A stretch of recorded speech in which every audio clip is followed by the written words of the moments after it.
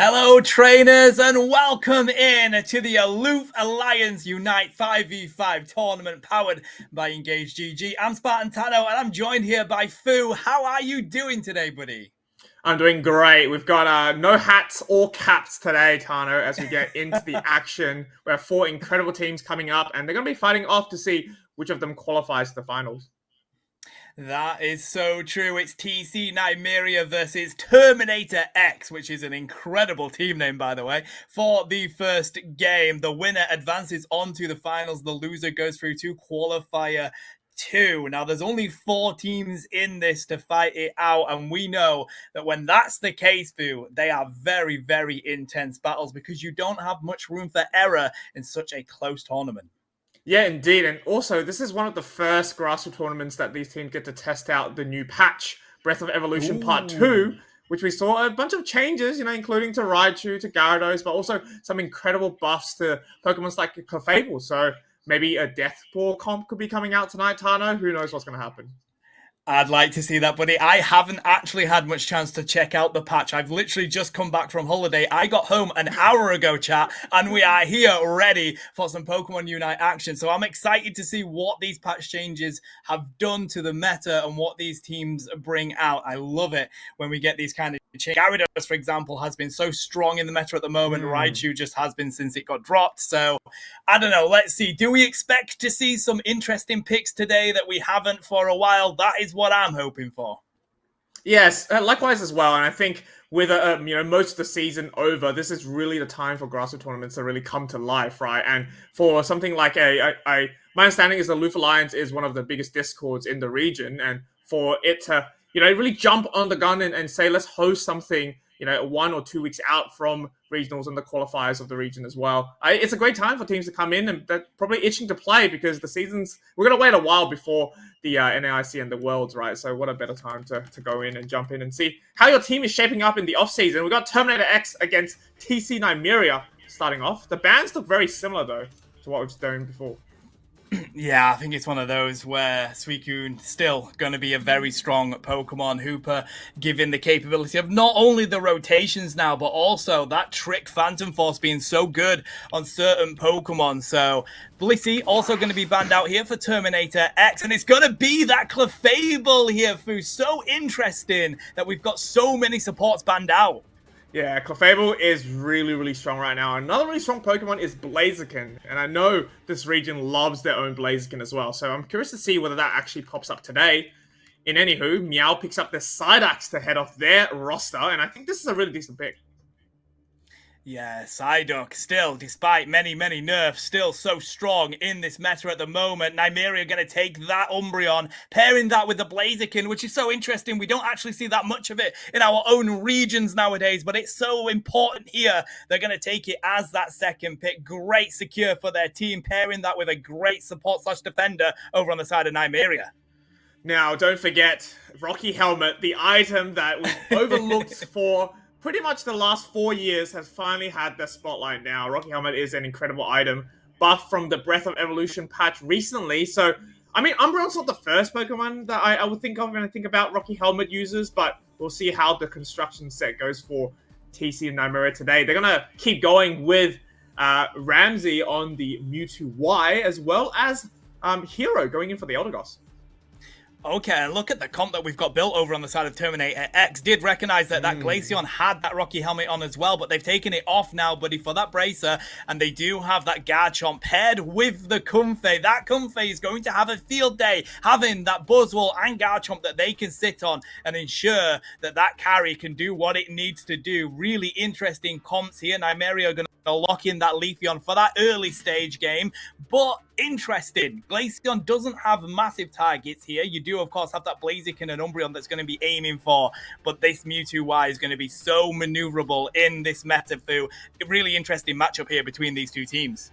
Yeah, and I think what's interesting as well is Terminator X, obviously, they don't have your standard defender, right, on the side. They have that Psyduck as one of the front lines, but also the double all-rounder. Meanwhile, TC Nymeria, they're going for more of that rainbow comp, right? They have that Umbreon as the front. They've got the Eldegoss, and also this Leafeon, I think, is a decent pickup, even though it has been obviously balanced a little bit. Defense penetration has been taken off. I think in the early game, it's a great tempo setter, and it's a great choice to really delete something like a Glaceon off the map in the late game.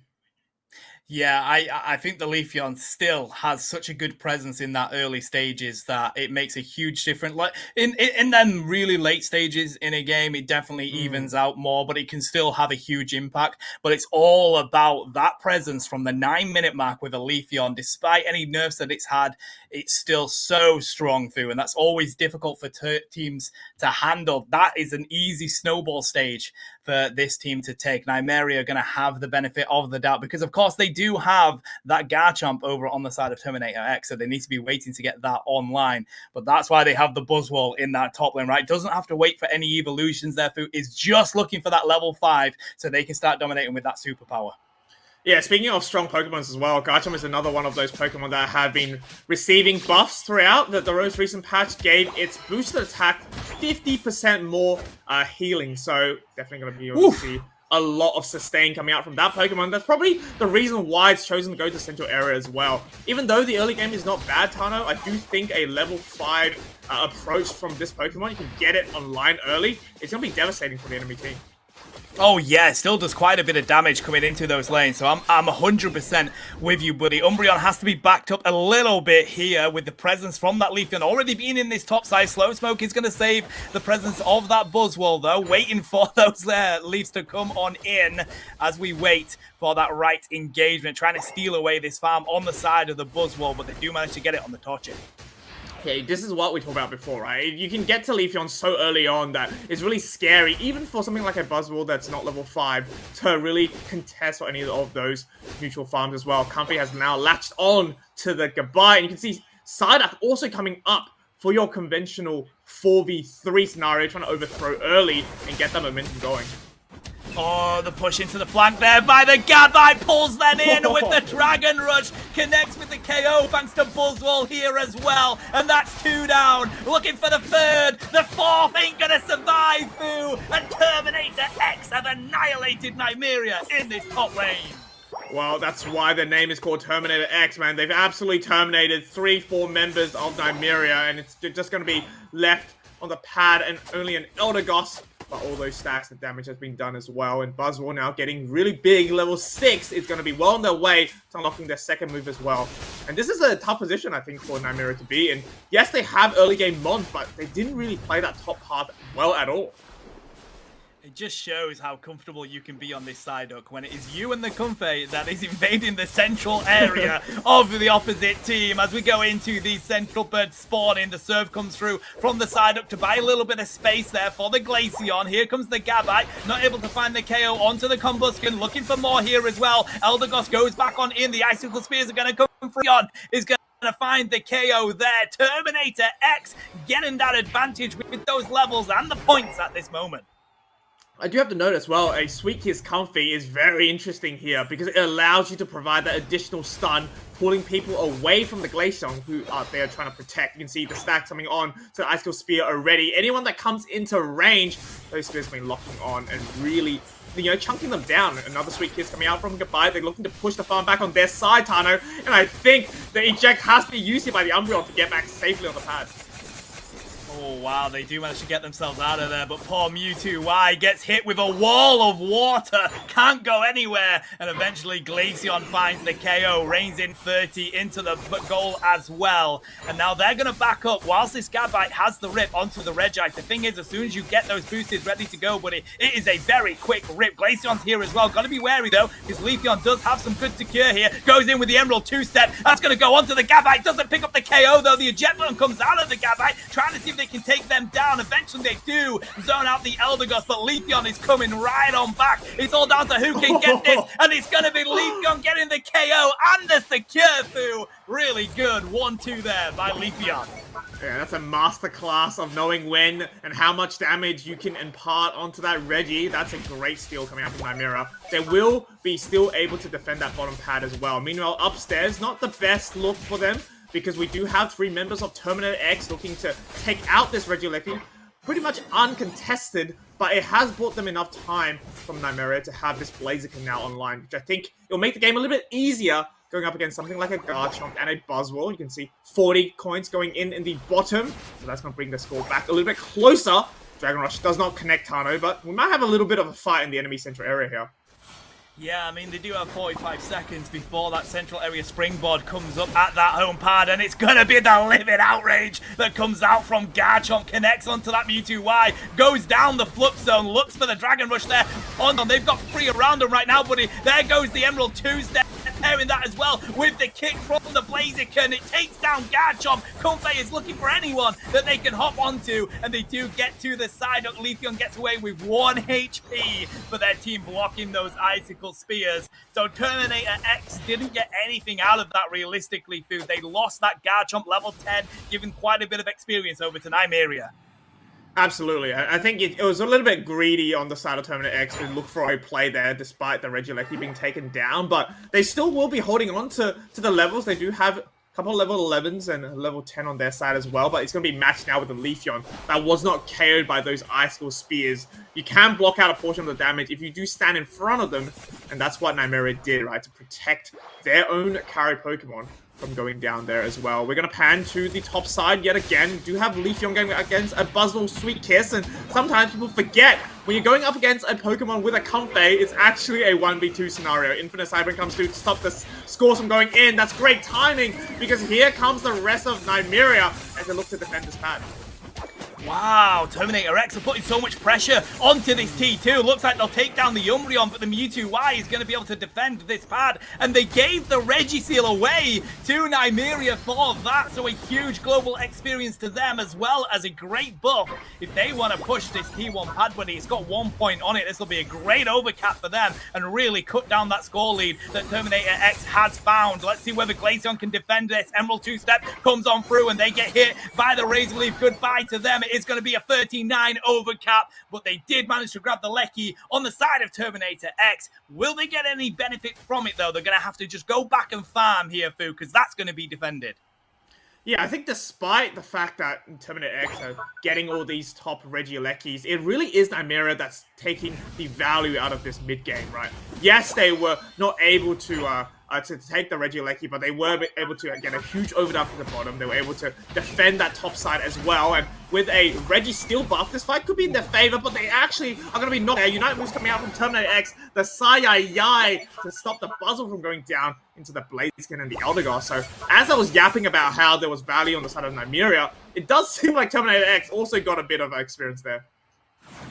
Yeah, and that's the most important, just seeing if you can capitalize on it. They are going to break that with a 20 overcap. I did notice down on that basement T1, Terminator X could have got a much bigger overcap, but they just seemed like they wanted to break it at that moment, buddy. So now we're at 50 seconds away from the Big Green Dragon spawning in. 233 points on the field for Terminator X. Not that much of a lead when we think about final stretch, buddy. And as we have a look at these levels, they're pretty even, probably slightly more Terminator X, although now we have 2 level 13s on the board for Nymeria. Yeah, I think Nymeria has done a fantastic job this game, despite, going down early with that 3 KO going inside of Terminator X, to really crawl back their levels as well. We're going to have one more basement Regis to fight for. Curious to see whether any of these members are going to be looking for it. Rather, they look to have the positioning in this middle part of the Rayquaza pit, which is very important, right? Especially since the levels are so close, the points are so... It really depends on who grabs this Rayquaza.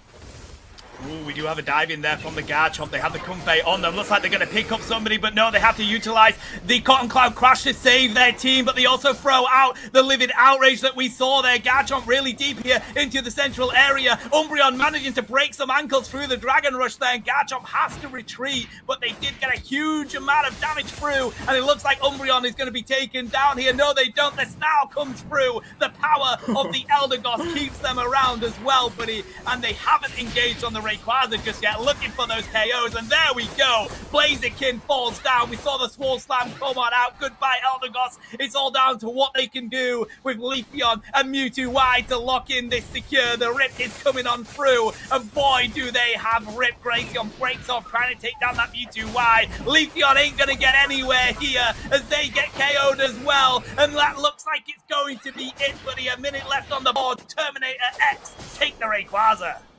Terminator X, fantastic work there. I am surprised the Umbreon didn't back, though. They still stayed in that choke point with 1 HP. That was a very interesting move by them. I don't know whether it was more of a, fish bait and hook kind of scenario, but, Buzzwole just took the opportunity. They took it down with the Ultra Soul Slam, and from then, Terminator X were able to just tear Nymeria apart. For our first game of the day, very exciting start. Very close game until the end, Tano. But yet again, Terminator X standing strong, and without Rayquaza shield, a couple of Hundo Burgers went in, and with a score lead of more than 400 points, very hard, I think, for Nymeria to come back in this game. Yeah, I gotta say, I think Nymeria did such a great job in that middle game, as you mentioned, to get themselves back into this, buddy. They leveled out those levels, in fact, give themselves a bit of a level lead in certain areas. They leveled out that score lead that Terminator X had managed to get themselves, and it all came down to that Rayquaza battle. Now, the difficulty that they have is not only do you have to deal with that Garchomp that does a huge amount of damage, has great self-sustain, also has a Comfey on it, but also that Glaceon Leafeon consistently dropping that damage at range that they couldn't get through on. It was down to the Leafeon to do that, but the second they tried, they were getting cut off by the Buzzwole at that Rayquaza fight. But a good effort by Terminator X to make sure they locked in those KOs. Yeah, definitely a great effort from both these teams, and you can see exactly right? The Glaceon was able to do the damage that it needed for that late game because the Leafeon wasn't able to get on it. I can see that on the top side of the Rayquaza pit. As soon as they had the stacks from Rayquaza, they were able to unleash onto Ramsey, which, yes, Mewtwo Y has its advantages of getting out of tough situations, but it doesn't have anything to stop the spheres from landing on it, and it just wasn't doing enough damage compared to the damage dealers of the attackers on the side of Terminator X.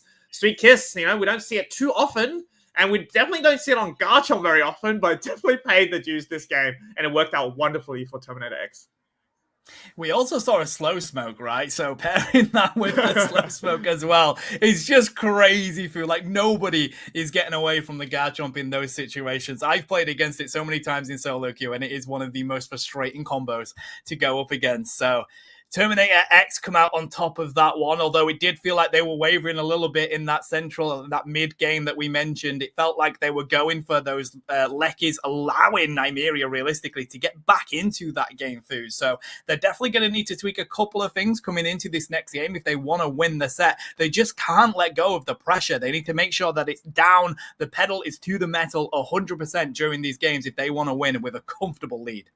Yeah, there were a couple of mistakes from both these teams, but at the end of the day, it's Terminator X that was just a little bit more focused together, right? A huge eject coming out from Garchomp to start off the fight, and the great thing about Live It Outrage is you're going to be unstoppable, so despite the side strike landing on it, it just didn't matter, and if all things became, a turn for the worse, you do have that Confair Unite move to keep yourself sustained if you are not already getting sustained from your booster attacks as well, so maybe an adaptation coming out from Nymeria in the second game. I don't know whether Garchomp is so strong that you need to take it off the game. But I'm surprised, like the other Pokemons aren't going to be played if they do ban it, right? Because Suicune you're going to be letting out into draft. Raichu is another really strong Pokemon that you definitely don't want the team to have as well. So if you're Nymeria, you might be putting up a fight against another Garchomp, but perhaps you can kind of draft around it if you know it's coming.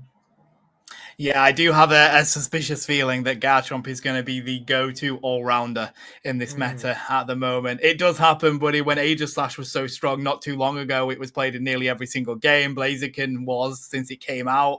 Now it feels like Garchomp is finally getting their time to shine. And they weren't bad before this patch, to be honest. They were in a very good position, buddy. And it was used a considerable amount, but it just feels like the self-sustain that Garchomp has is great anyway, and then you pair it with a Comfey or even a Clefable. I know it got banned in that previous game, and it just feels like that goes into the area, the realm of you have to put so much resources in to take out that one Pokemon. Yeah, and speaking of Pokemons that, pair well with Clefable as well, Petal Dance Venusaur has really started to make its comeback, right? And I think going up against a Garchomp, if you know that there's going to be sustain on the opposite team, if you have a level 13 Petal Dance Venu, that's not an easy Pokemon to take down either. Paired up with Giga Drain that reduces damage coming in, it could be a good matchup going into it. However, the difference between a Gible and a Bulbasaur in the early game is that Bulbasaur is pretty much useless, right, compared to what a Gible can do.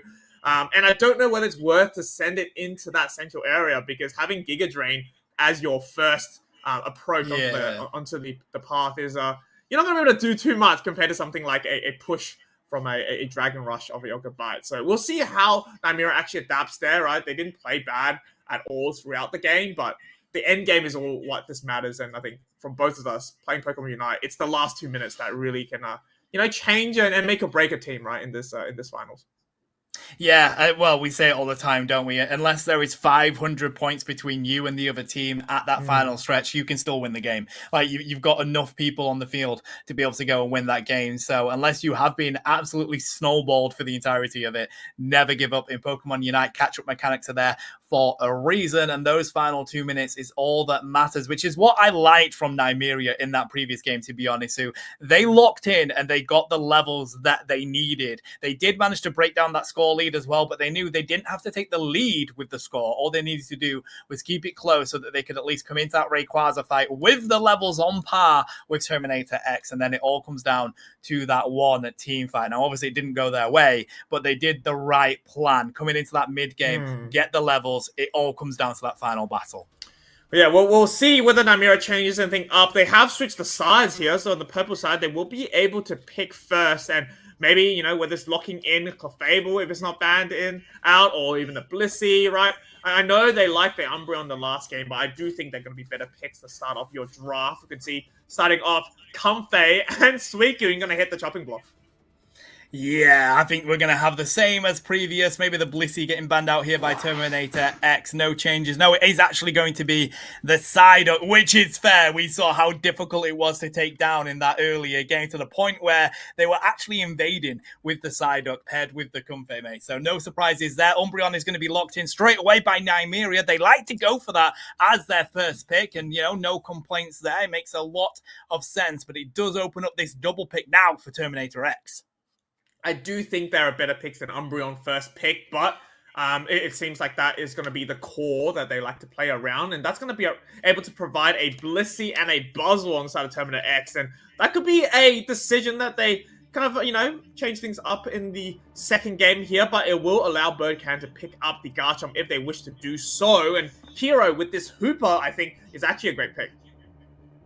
I would take this Garchomp away from Terminator X here. No, instead, they're going to lock in the Blaziken again, and they lock that Blaziken in so early, Fu, which is what's so interesting about it at the moment. I don't think it's worthy of being that early. I don't think many people take it at the moment, but it does mean Terminator X are going to lock in the Slowbro, and if they want to go for the same strategy here, they will pick up another all-rounder, but no, Raichu is going to come out to play. I wonder if that's instead of the Mewtwo Y, and they still with that all-rounder, but Nymeria steal the Garchomp away from them here, buddy.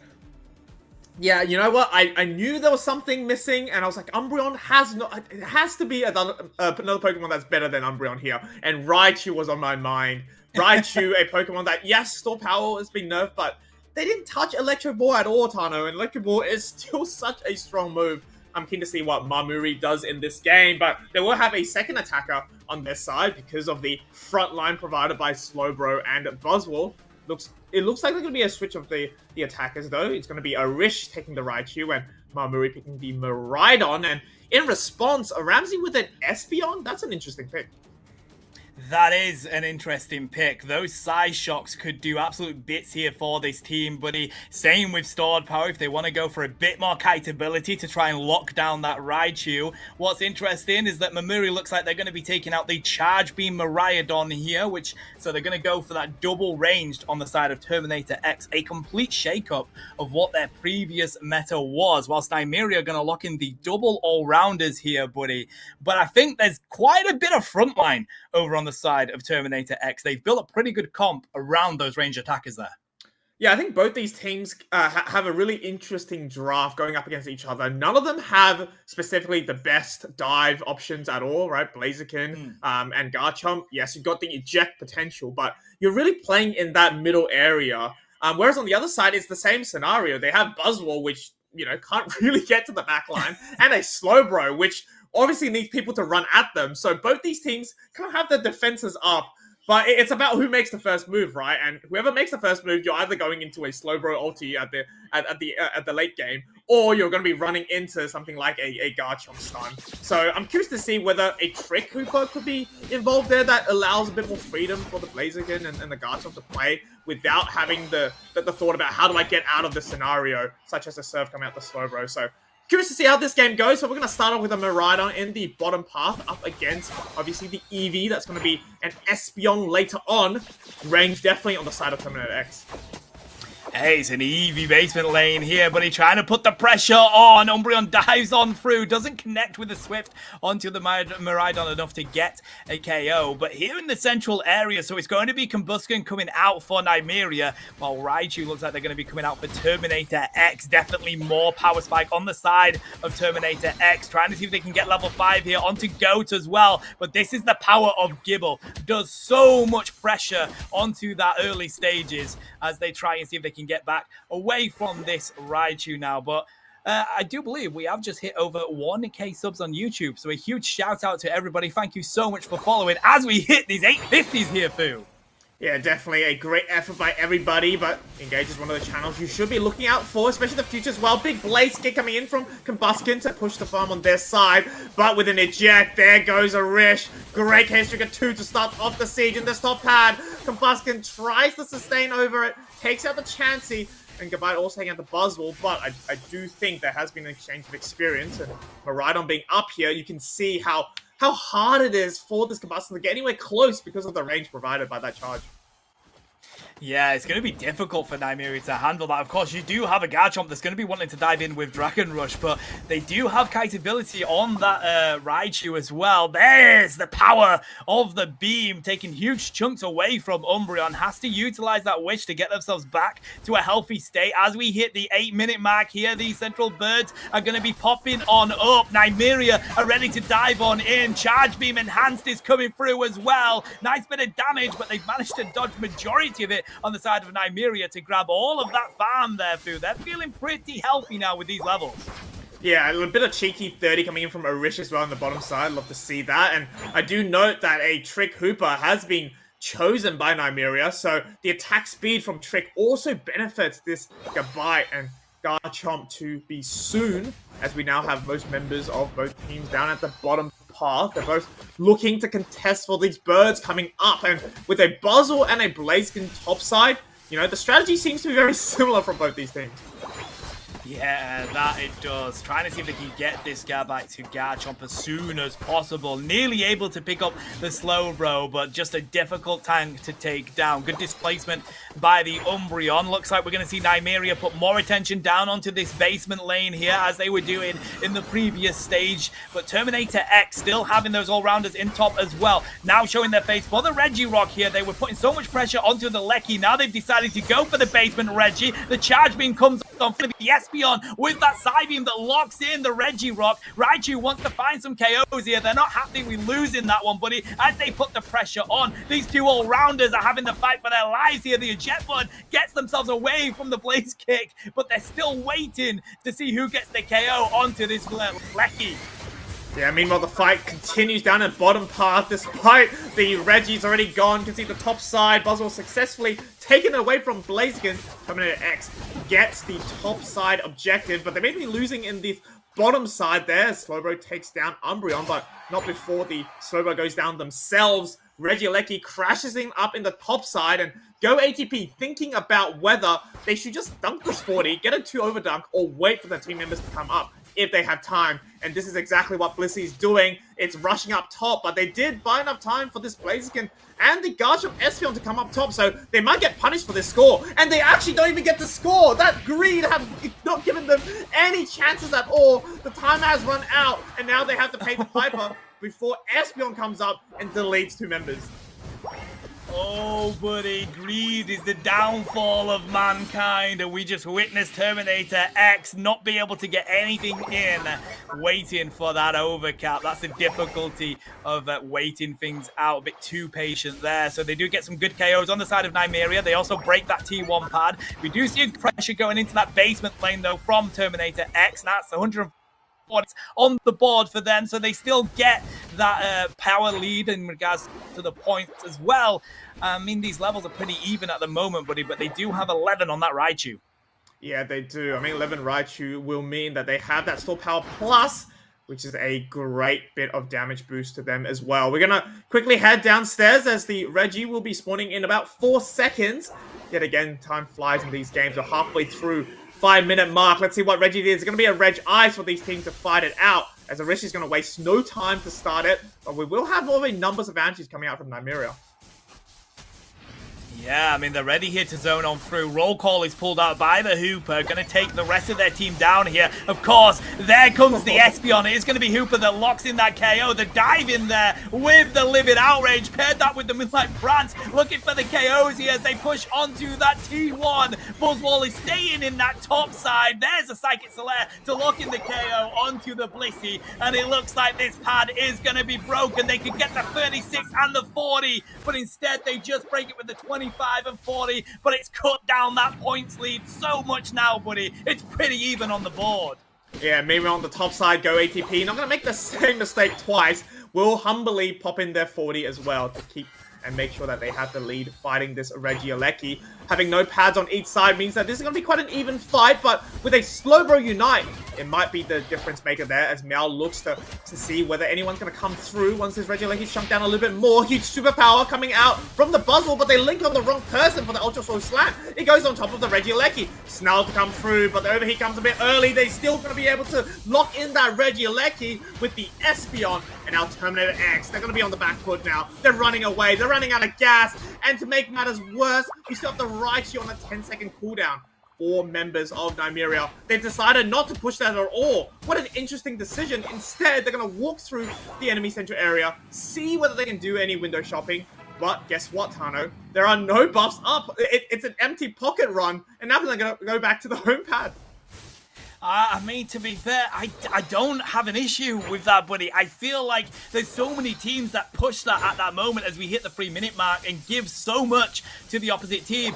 I feel they could have kept people around like cautiously to show that they were at least there and then go scoring that T2. But at least they've taken a cautious approach here. They know they are still behind. They have managed to catch up and actually overtake on these levels now. They've got 14 on the Blaziken. That Espeon sitting pretty at 13. Same with Garchomp. And now they're going to go for the Registeel as well. Smart play by Nymeria. Other teams would push that at that moment and try and see what they could sneak out of it. But now they're sitting pretty for this Rayquaza fight, mate. Well, it's very important here to make sure you have the upper hand, right? And a Registeel is probably the best advantage you can have going in these final 2 minutes. Do you have Terminator X or push that on the top side? But I do like the positioning from Nymeria a bit more. They know this is a must-win game to send it to a Game 3 scenario. And we might have an early engage. The trick helping to bring the Umbreon back onto their side and, you know, safe from any of the stuns that Terminator X can actually provide.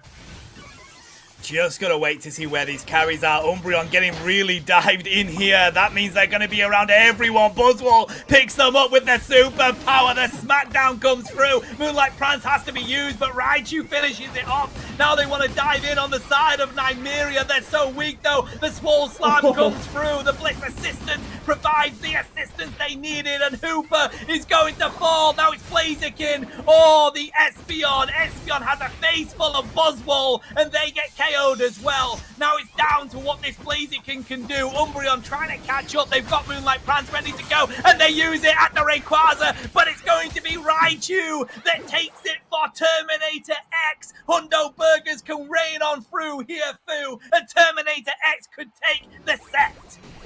Yeah, well, I talked about how strong Livid Outrage is, but nothing is stronger than the Unite move of Slowbro. That Slow Beam shut down the Garchomp as soon as it went in, and with that pick, they were able to dismantle Nymeria. I mean, it has to be heartbreak for Team TC Nymeria right now. They had everything going into that Rayquaza fight. Where did it all go wrong, and how did Terminator X come back in to win that Rayquaza fight? The difficulty is that Raichu got themselves in such a good position that Umbreon pushed on up looking for the pick. That's what they were there to do, buddy. And all it meant was the second they were picked up by that Buzzwole, Raichu just had to come on in and clean up. And then you don't have Umbreon in that fight. Slowbro finds the right target for their own Unite move, and then not having that Garchomp Unite move there just pushes that favor over to the side of Terminator X yet again. Just a really good example of how good positioning at that Rayquaza makes all the difference for your team. Yeah, big shout out to Terminator X. They will be progressing on. What a dominant display despite not having the levels or the buff going into that Rayquaza fight. It's all about positioning. It's all about how you can pick off the opponents. And for this time, Terminator X will be the better of this matchup, 495 to 177, and Meow will take the MVP on their side as well. I think they did fantastic. I think, yet again, Slowbro takes a bit of time to really come on and be useful, right, with the Slow Beam, but Tano, they were able to pick off the main target coming out from Nymeria, and that was enough, right? It was really the Garchomp to be handled with, and obviously at the end of the day, there was Blaziken to contest the secure, but you had, 4 or 5 members on the side of Terminator X? It's a tall order, isn't it? It is a tall order, buddy. So it's going to be Terminator X that progresses through to the finals and TC Nymeria that goes through to qualifier 2. So they've got more games to come on out. They can still get themselves into the finals, but it's all going to be whether they can win the next set or not, buddy. What a game that ended up being. I liked Nymeria getting themselves yet again back into that game as we hit that 8-minute mark. Realistically, the points were even. They actually had bells, but Terminator X played the perfect positioning at that Rayquaza to give their team the advantage and take that set away. Yeah, and we're going to have more action to come very, very soon as we have the next set. Getting ready, it's going to be Asylum against Oyasumi Micro, to my understanding, but we're going to take a short break as we get prepared for that, so don't go anywhere. More action to come right after this.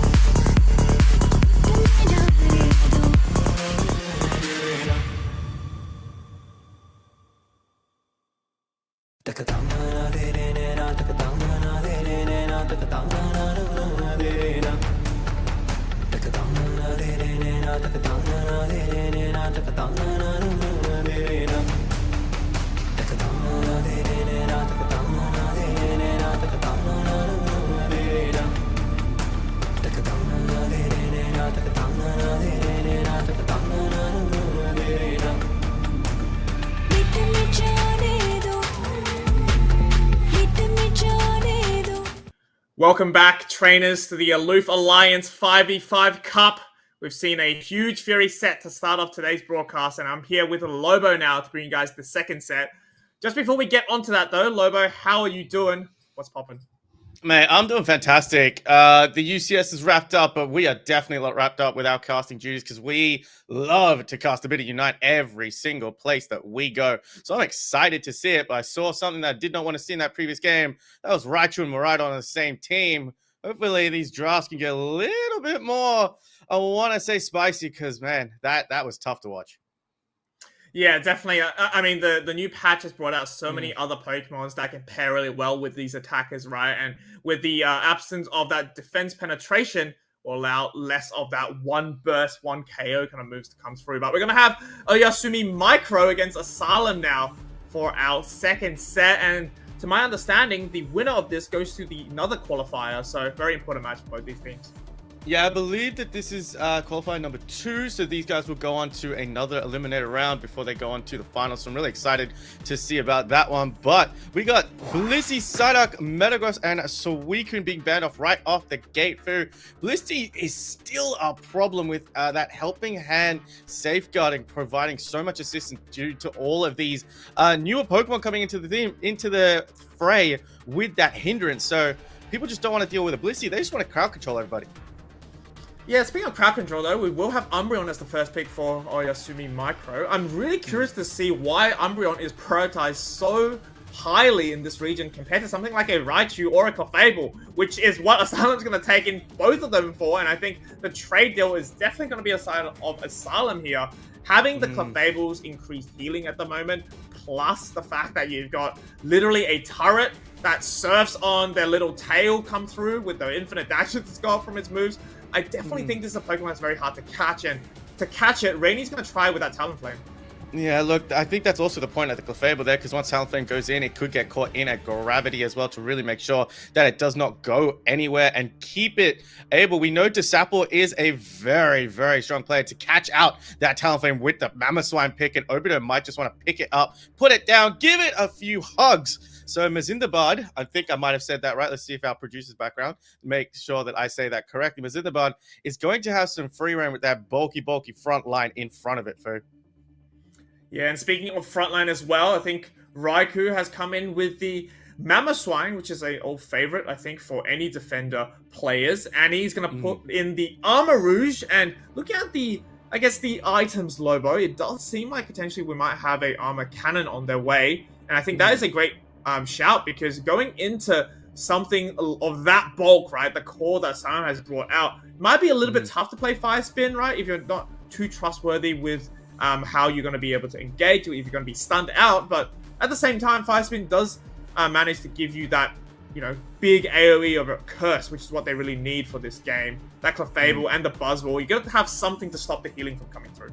No, I agree with you 100%. It's interesting that Disapple is trying to go with the Leafeon as well here, Fu, because I feel like Leafeon is a Pokemon that's just great at that in-out burst kind of damage, get in, get out, take a KO, take an assist here or there. But just looking at Oyasumi Micro's team right now, it looks like they'll be able to sustain the Leafeon onslaught, but you know, that buff to the Razor Leaf, if that is the move that Disapple is going to go with, as well as that Energy Amp that they've applied, that Emerald 2-step, gonna be dancing. So we'll see how much damage they're able to going to be. Rainy and Genesis have actually swapped here, with Zacian being, I think, one of those very prominent top lane attackers alongside that Hooper. So it's going to be interesting to see what Hooper decides to play as well. Trick, very prominent, but you could opt for the map control with that hyperspace hole and that amount of healing. But because I'm seeing Talonflame here, we could see that trick combination that comes out to play whenever we see that Fiery Bird. I do think Trick is probably the better move here. It also pairs really well with the Zacian as well, right? Zacian is one of those all-rounders that has been heavily favored in the recent official tournaments, a lot of regions. Not only OC as well, we've seen it a lot, just because it's great early game, it has decent secure late game as well, and you know, with the ability to have your enhanced moves from your Eos Energy, it will be an elevated, right, a Pokemon to kind of take down. We're going to have it going up in that top part, you can see, with the Fletching taking the central area, at least for the first rotation. And Hooper Zacian, I mean, there's really no better duo I can think about apart from something like a Buzzwole LD. So clearly, Oyasumi Micro, will have the advantage in that top part. Well, it might look like Hooper is going to go for that red buff. We'll see if it decides to take that red buff as it decides to go through. With a Hooper with that red buff, there's that stun on the Buzzwole that you want, but now going after that Clefable. So a nice little combination play. But unfortunately, I think Buzzwole picked up that Citrus Berry that Hooper tried to steal. We just got an all-out brawl. Zacian comes out better here, but Leafeon Disapple not too far away. Playing that Razor Leaf moveset for, but could get caught out with the stun combination with that Zacian. Yeah, that's a huge KO and a pick coming out from Oyasumi Micro. That is really important, especially to shut down such a snowbally Pokemon like Leafeon. Meanwhile, on the bottom part, things aren't going good for Asylum either, as we have members chunked down, but they do manage to take down the central area player of Oyasumi Micro as well. That Flechinda going down as well, and now Leafeon comes in. The Sapple here. They didn't have success in the top path, but they definitely will be able to deal a whole ton of damage in this bottom path. No, I mean, you run into one wall, there is a Zacian, you run into another wall, there is an Umbreon, but Raichu, more importantly, is online right now for being able to surf around on its tail with that stored power. Even though that stored power did get a nerf in the previous patch, Hooper's just going to send everybody back home to get some heals, so it is not going to be Trick this time around, which is an interesting combination, but Zacian, full health, trying to pick up some KOs. Yeah, definitely very interesting they have opted for the portals, but maybe just to match the healing that Clefable can impart on their team as well. Anything to make sure that your team stays sustained. Store power coming through. He's going to rip through this Umbreon. His player is then packing away. Leafeon comes in. Disapple trying to knock at anybody before the portals. Doesn't manage to connect on either of those, but it will not be the same fate coming out from this Armorouge, as they will also go down. We have all 5 members of Asylum in the middle. They're going to take out all those Altaria family, but they're going to go walk into the Sacred Sword. Zacian has to quickly back away. Hooper's on top as well. They know that potentially a push coming out from Asylum, and both teams understand it's probably more important to wait for these 720 birds before they make a move. Yeah, no, I agree with you, Andre. Nice, smart move there with Zacian retreating to that top path and waiting for the Hooper portal to come back up. Let's see where they decide to go. Hooper and Zacian still going to stay. It's going to be a 4v2 situation. Buzzwole takes out the Hooper in quick succession with a slam, and now they're going to rain onto that top path. But onside that bottom part, it's a different story for Asumi Micro. Yeah, really great engage and isolation coming out from Buzzwole as well. But it's going to be a Fire Spin coming out from Annie, so that's definitely a Pokemon that will be hard to take down later on if they're going to be going the Flame Charge. But no, they actually go with the Psychic, so a different or damage kind of Pokemon. choice coming out from Oyasumi Micro. They will be able to escape with HP and a Dream. They just able to make it through the portal as well. So once they heal up, it's going to be a 5v5 action down the bottom half. All for this Registeel. You can see a huge superpower going on, but Buzzle was the first to fall to Zacian as Hooper tries to keep the team sustained. Umbreon not so lucky, and Zacian also able to just come back in, secure that Registeel. But no, it is actually going to be that Leafeon that takes it away from under their nose. And what a huge advantage now coming out from Asylum. They're going to make their way up top as well. Having broken that top one pad, this Regieleki is very important. No, I agree with you 100%. Nice work by Disapple there to just sneak in and take that away. I do believe it was Zacian that got sent back to the Pokemon Center by the Hooper Portal, or I think it might have been taken out. I just missed that there, but Bravebird's going to go in. Disapple gets hunted into the Flame Sweep. We've got the Fire Sweep from the Armorer doing some damage, but gets picked up, put down by the Ice Fang of Mamoswine. Everybody retreats through the Hooper Portal. Hooper is keeping its team alive, but Fu, the funny part is nobody is attacking this Raichu.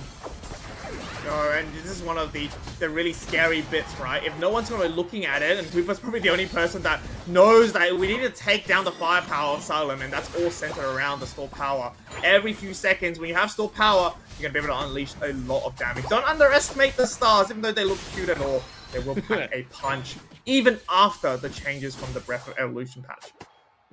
Looking at the stars, we gotta see which team is gonna be seeing stars because they want to go in for this fight. Mamoswine decides to jump in, picks up Umbreon, then gets picked up, put down again. Raichu's gonna pop that Unite move on to the pad, but look, it turns out Talonflame didn't want to go in. They're just gonna let that pad go, and that means no more Hooper Portals, no more traveling for the side of Micro Asylum.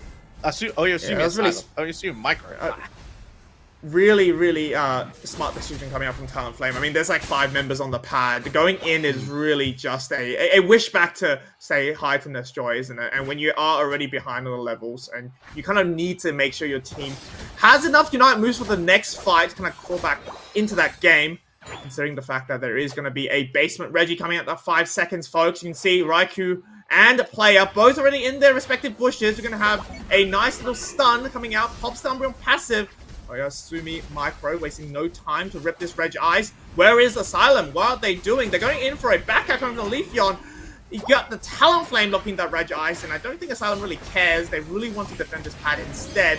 They know they've got the level lead. They know they've got the points lead, but they might lose this pad now as we have the Flame Shield to come through. Raj goes down first, the Unbound Hooper, and Trig is going to be able to bring everybody in for this fight, but they are going to be down 2 members.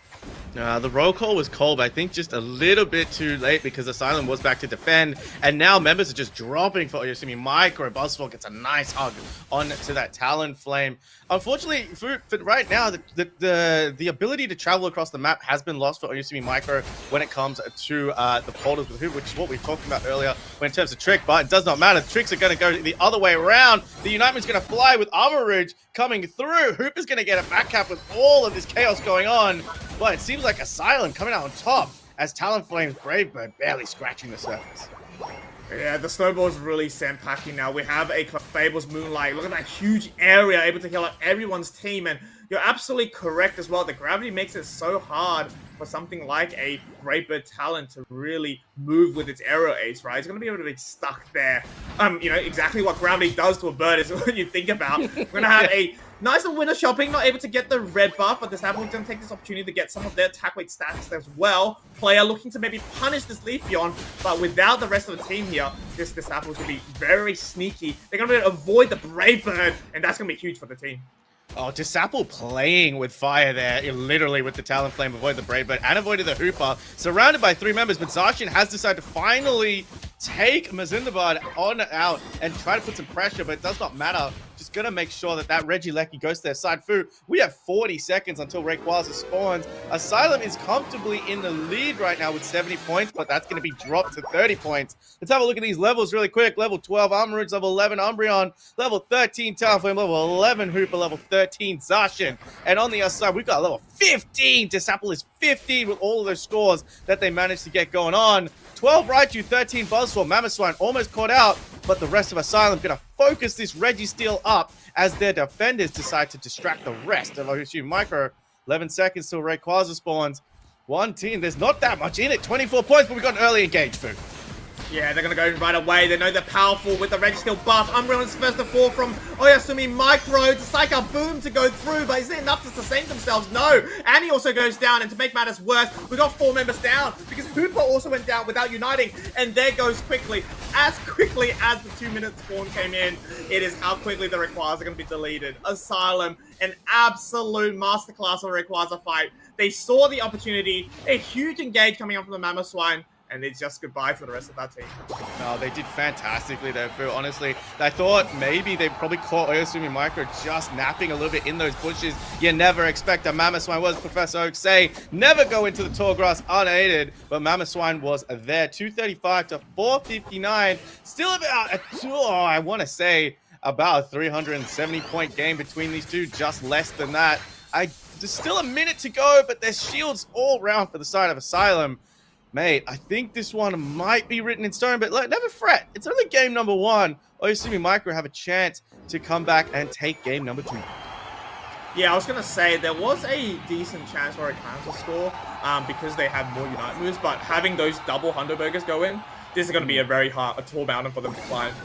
I mean, they break this bottom pad with 1 overdunk Lobo. It's looking pretty bleak for them now. And there goes another Hundo Burger. I think Asylum's going to be eating a little bit better than Oyasumi Micro this game.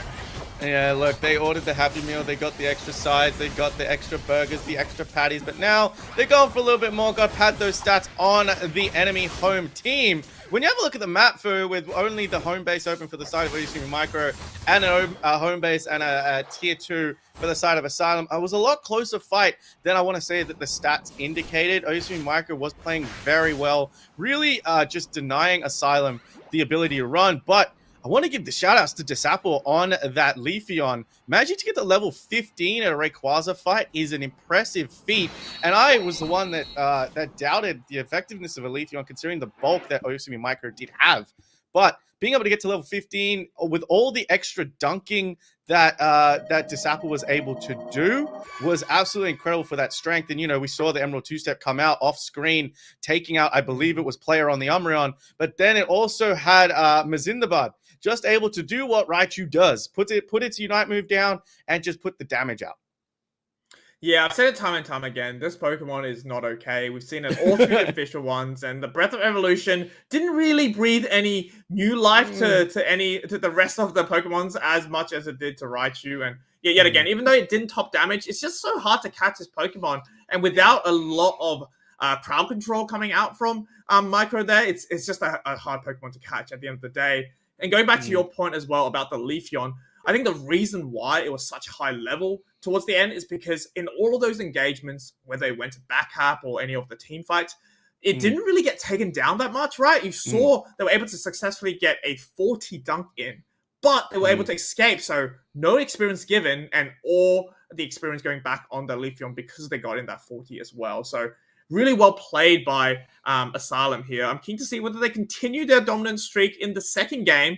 But as we always say, second game, the losing team of the first game gets to choose the sides and maybe kind of adapt a little bit to what Asylum was playing in that first game. What do you think they will change? I mean, would you take now the first pick in the purple side this time, or will you stick with the orange side and get your first 2 picks? This is kind of interesting to me because obviously I just had a little bit of experience playing in this, and going through the draft is such an interesting thing to witness as a player, as you well know, as opposed to a caster, right? And me personally, I preferred the second pick where I get 2 because you can limit the amount of choices that you have, whatever's strong in the meta. You can ban out the Raichu, you can ban out Suicune, you can ban out Blissey, and then you're only giving one person 1 extra pick. For me, and I guess this is a personal choice for any team, for me, having that combination inside a 5-stack, inside a team of 5, you have Pokemon that synergize together really well. And they form a duo or they form a trio within your current little comp of 5. So for me, personal preference, I like the 2 pick. I'm not sure, but for me, honestly, again, for me, Raichu has to go. Ban it out. It cannot be allowed to play. But Blissey is also another Pokemon there that Oyasumi Micro, who I believe have on purple side, they've decided to go first pick once again, Food. Yeah, it's very interesting as well, and I think I do agree with you, especially in this matchup. If Asylum knows that Oyasumi Micro loves to pick the Umbreon, like I said, I don't like that as the first pick. But if you know your enemy team is going to pick an Umbreon instead of any of the better picks, such as Fable or Raichu, just give them the first pick. It's all good. Yeah, like, ban out the Suicune is what they've done. You know, force them to pick up the Pokemon that they think is going to be really good. And then just pick the other two really good ones, such as your Raichu and Clef. And I think this might be what's happening here. Let's see whether Rainy switches up their plan. But if, you know, Oyasumi Micro loves the Umbreon, they're going to take it. Trick's going to take it this time. They're going to take it, but again, that's leaving, like you said, if you're Asylum here, if it's broke, don't change it. If it ain't broke, don't change it. And there's the Clef. The Clef's coming through, assuming that Oyasumi Micro is going to try and pick a Speedster, because if they decide to pick Raichu, which Mazindabad is going to pick, now you have a problem that your Speedsters are going to get caught down with that gravity, which is sort of played. So this is going all the same way as we saw, down to the bans, down to the first 3 picks as game number 1. Maybe Oyasumi Micro think that, you know, game number 1 wasn't that bad. They can just shift it up. But this is an interesting one, taking Mamoswine away from Asylum. Yeah, but they give Disapple the Leafeon again. I mean, you talk about, right, if it's not broken, don't fix it. But for Oyasumi Micro, it's very broken. They need to fix what happened. Raichu is very broken. They need to make some sort of change. And I don't know whether Mamoswine is going to be the change that they are looking for. But I do have to agree, it will provide a bit more frontline than what a Hooper had in that last game, right? And perhaps this is what they need going up against such a powerhouse of a mon, such as Raichu. But yet again, the problem still remains. How can you draft a team that can reduce the healing prowess of Kid here?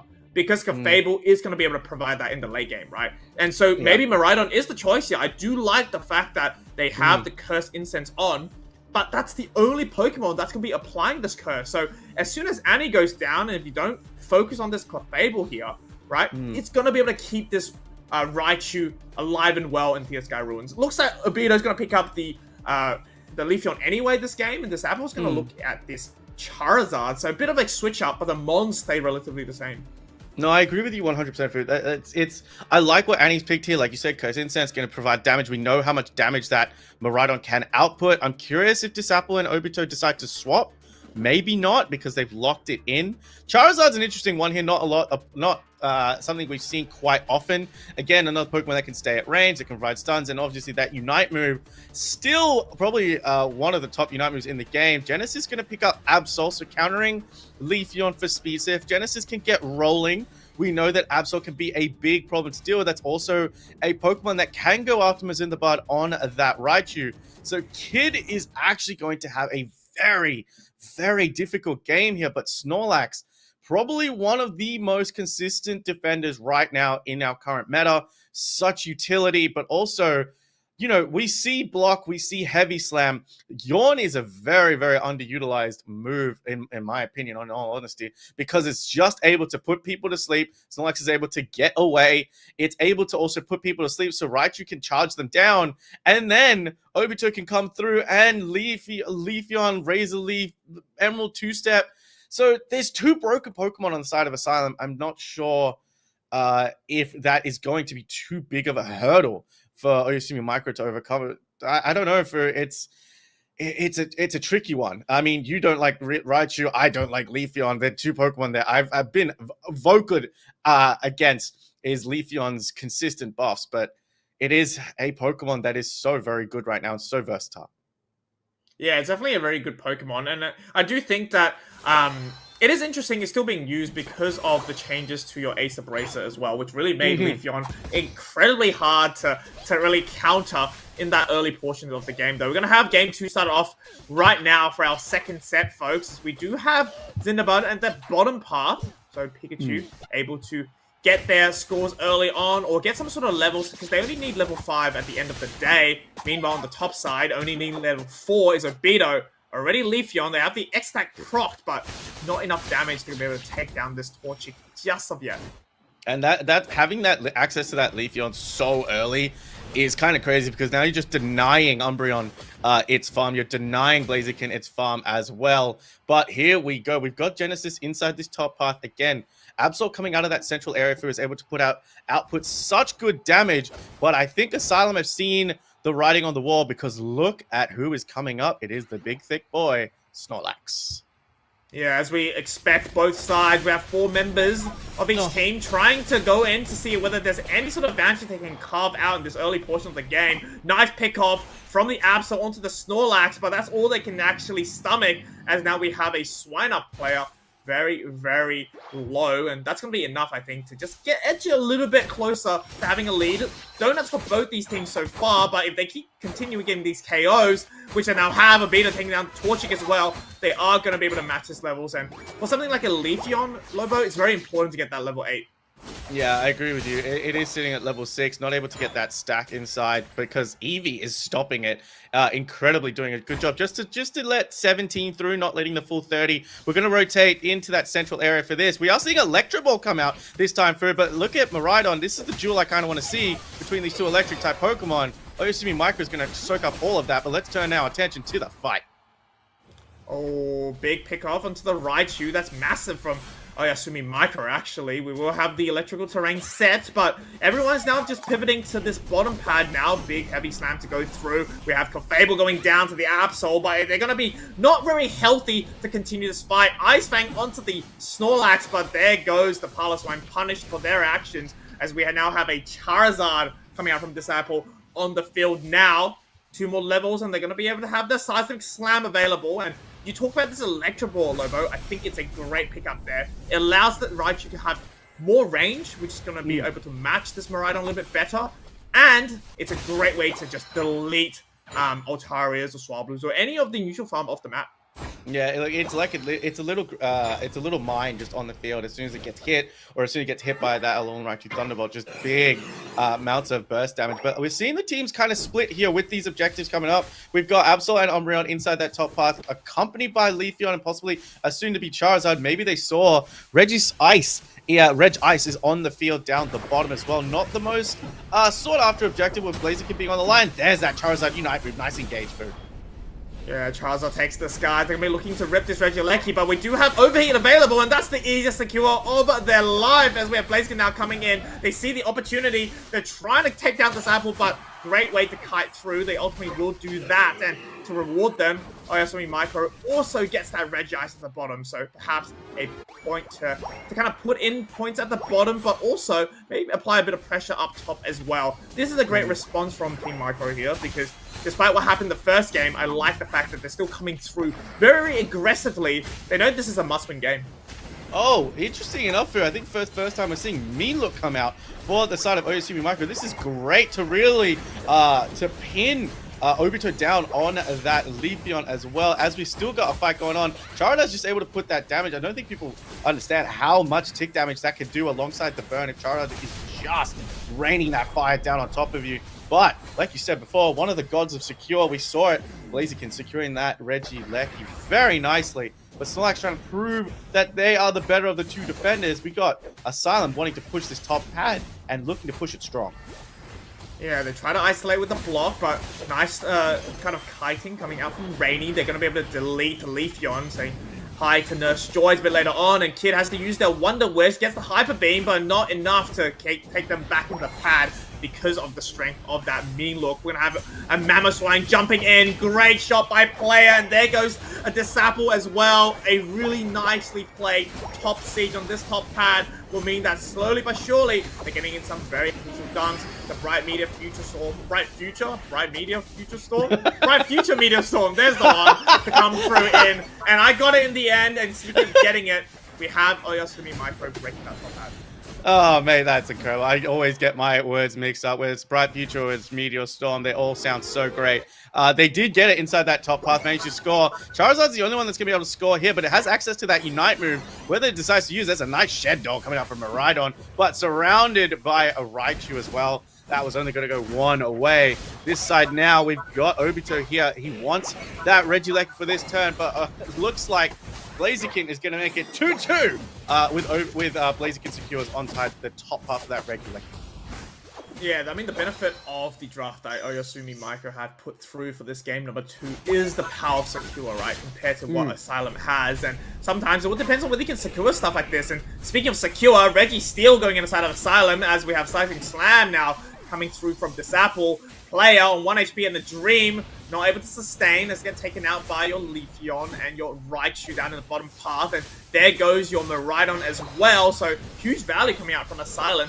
They're going to be able to get the Reggie and also a bunch of levels on their side. We're looking at 2 level 12s to match the level 12 and 13 now coming out from Oyasumi Micro. So still very close game, Lobo, 6 apiece. Yeah, 6 points between them. Levels looking fairly even. Charizard and Blaziken now moving over to those level 13s. I like the way that all these are playing. Charizard playing very aggressively, which I like to see. We usually see Charizards just sit back and just put on damage. Absol is countering that Raichu quite well, which I also like to see. I would like to see the Absol a bit higher level, go back, farm some Altares, farm everything, but Oyasumi Micro does break that pad at that 3-minute mark. I don't know if a fight's going to break out because you don't really want to use them Unite moves at this stage in the game, especially important ones, because Charizard wants to get that Seismic Slam back, because if they can get a nice team clear inside that Rayquaza pit, we could see a big amount of damage and another team wipe from the side of Team Asylum. Yeah, you can see Asylum already taking this opportunity to clear some bushes out, even though it's still a bit of time before this Rayquaza will spawn. Massive Ice Fang to come through, but they get deleted because the rest of Oyasumi Micro isn't there to help out. There's no Focus Band now coming out from the Mamoswine, so that's something to note for Asylum. And I really like how they still keep the position. They don't want or care for this top Regieleki, but Oyasumi Micro still are looking for it. They know they've got the skill potential. They have the Absol to rip it down. And if all things go bad, they will be able to get a free Hundo Burger up top side. But is it going to be enough to take over game number 2? Well, it's going to be interesting here because we did see Asylum went for the quick team fight, and it might just happen again if they find them in that little pocket inside the left side of that Rayquaza bush. Obito is just going to make sure that it doesn't get chunked down. Regieleki has walked in. Rayquaza has spawned through. This is going to be it, whether we dive on in. Snorlax is going to be the first to engage, try and isolate Miraidon. It is going to push it in the path of the Regieleki with pops of Shedinja Doll. This could be the point where everything starts to pop off, dude. Oh, the Miraidon's now stuck in the Rayquaza pit, but the Bright Future Meteor, so we're going to get them out of there. Masterclass of the Shedinja Doll. There's the Thunderstorm Arrow to go through. Match with the Emerald 2-step. Leafeon is the second to fall, and so will Raichu as well. Asylum gets picked down one by one. The Absol Unite takes down 4 members. Keshiga 2 for this Absol, and they're going to waste no opportunity. Everyone is down inside Asylum, and before the Rayquaza can even be taken through, the white flag has been raised. And we're going to go game 3, baby. My goodness, talking about as fair play. And I want to point out that a beautiful engage by Snorlax to really get the Miraidon out of the play. You pointed it out. Beautiful Shedinja Doll to really just make sure that you stay sustained. But then the kiting ability of Miraidon, once it got its enhanced charge beam, moved out. But then we also saw Trick putting up the mean look to really stop anyone from getting there. Absol got a quick KO streak of 2. Bright Future Meteor Storm raining down. And that was a beautifully done and mastercrafted Rayquaza fight. A little bit tense there when Miraidon was sitting at about 1 HP for a lot of that fight. But the damage output that they did was absolutely fantastic. And I think Mean Look was the right choice for it. It really stopped Obito from moving. It stopped Mazindabad from moving around on that Raichu too much. So really, really well done. But shout out to Ryukyu for engaging that fight on the Miraidon. Yeah, really well played by Oyasumi Micro. They're able to take out both the Raichu and the Leafeon, which is going to be the bulk of the damage that Asylum has brought to this roster. I mean, just yet again, it's one of those games where it's just the Rayquaza fight that matters, right? And even though we had a really good engage isolation onto the Miraidon, there just wasn't enough firepower to take it out. Mind you, the Unite move will allow it to be unstoppable, so it's a great way to get out of there. I'm just surprised the Rayquaza didn't take them down, because they were really stuck into that pit, right? One of the disadvantages of having Shedinja Doll is, once you come back out, the Snorlax was there to unite you, but yet again, just somehow Houdini the way out of there, and it earned them the win. They were able to use their Unite move to take down some, crucial members of Asylum. Yeah, no, I agree with you 100%. So now they've proven that if you let Asylum have somewhat that similar combination of the kind of the Triforce, if you want, the Clefable, the Raichu, and the Leafeon, that they can deal with it. And I think that's what Asumi Micro, in terms of their draft, just letting Asylum have that pick, just being able to prove that to yourself, I think, as a player, that's got to give you a really good mental edge that you are like, okay, we don't need to worry about the Raichu. We don't need to worry about the Leafeon. We can handle them if we have to. And I think Oyasumi Micro did a fantastic job, but we're not going to wait around any longer. Best of 3. Game number 3. Same bands. Going to be the same. Oyasumi Micro electing... I think Asylum might have elected to go second pick this time, but is Rainy going to choose that ever-trusty Umbreon? Yes, they will. Trick will be able to lock that in for their team. Exact same bands, exact same picks, except for Kid now. No more Clefable. Enough messing around. It's time for the Hooper to come through. As I won't be surprised if Raichu's not picked up here. I mean, it's available, and there's no way you want to give both the Umbreon. Oh, wait, Zindabun. They say, you know what? I'm going to surprise everybody. I'm going to play with triple glasses Mew. That's an interesting one. Like, big damage Mew coming out once again. I want to see if Oyasumi Micro do decide to pick this up. This could be an interesting trick from Asylum, leaving the Clefable and the Raichu open. If you guys don't pick it, maybe we will. Maybe kind of thinking, are Oyasumi Micro going to play their own game, which it looks like they are, because they have the same 3 Pokemon that they went into that last round with. Obito hovering over Trevenant. Are they just not going to pick Raichu when it's free?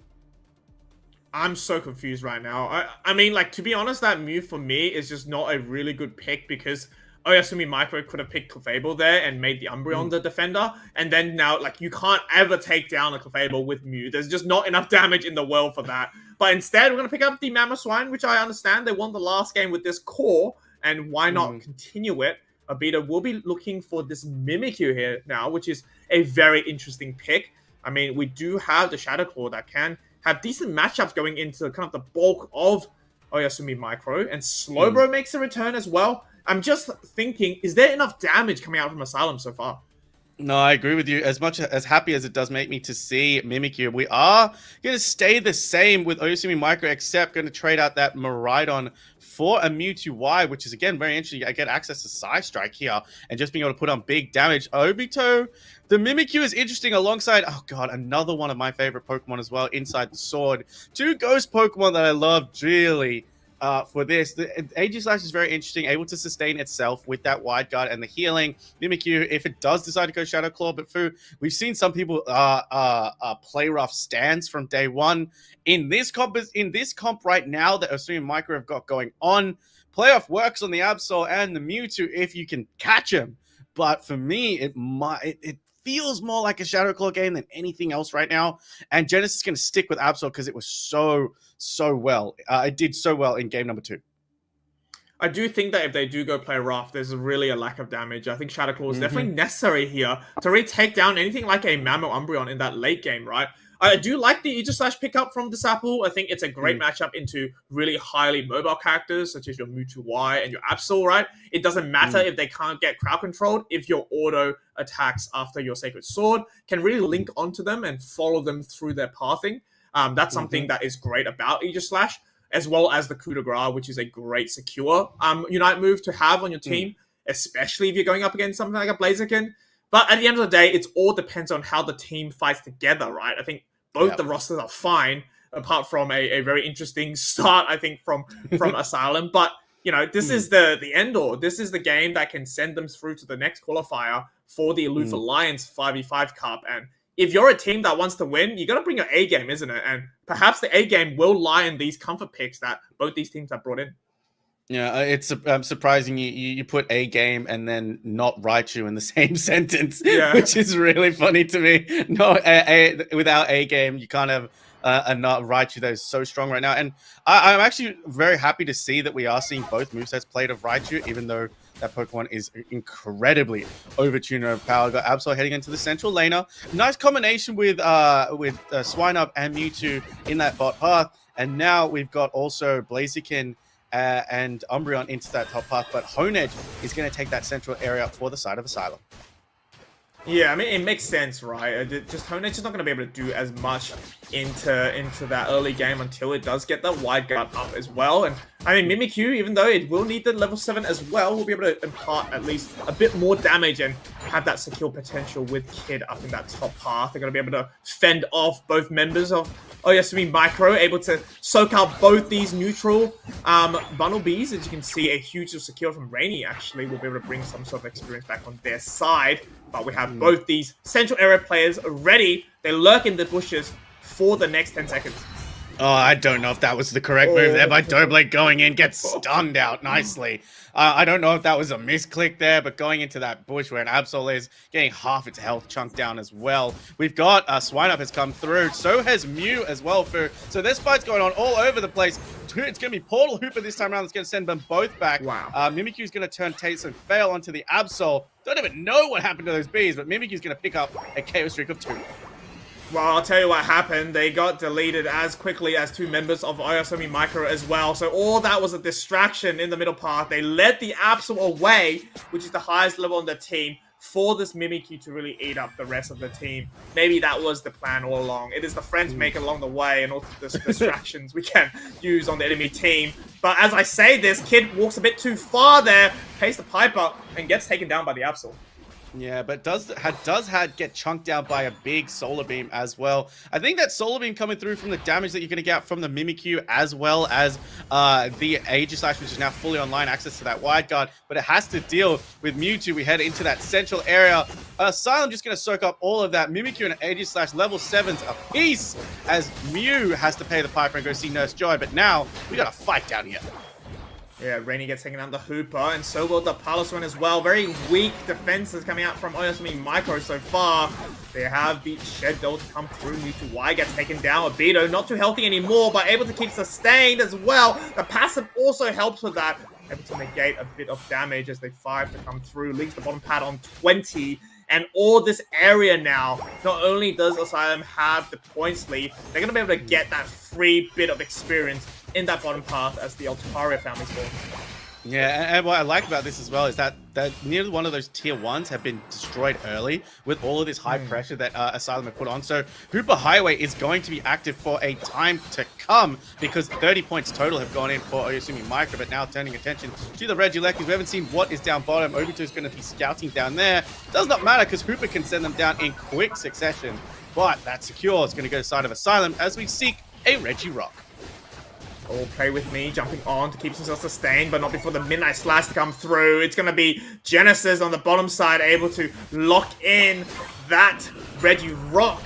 And even though they were able to lose that top side, the portal will be able to bring them down in as they look for any opportunity if Team Micro wants to push that pad or not. But they're going to decide to actually wait for these middle birds, which should be spawning now. And that's a really good macro coming out from Team Micro, as they're going to be able to give themselves a bit more boost. I mean, they don't have any Unite moves just yet anymore, as the Mystical Mirage has to come through from Mew. They're going to be locked into that mean look, but the Surf moves just come through. If the Cyber eject to get out of it from the Mew, coup de grace come through. Everyone's taking this opportunity to fight now. Wide Guard keeps this apple sustained, and it's going to be 3 members down for Oyasumi Micro. They're going to macro the hell out of this. They break the bottom pad. They've got nearly 200 points to their name, and they're going to be pushing forward, Lobo.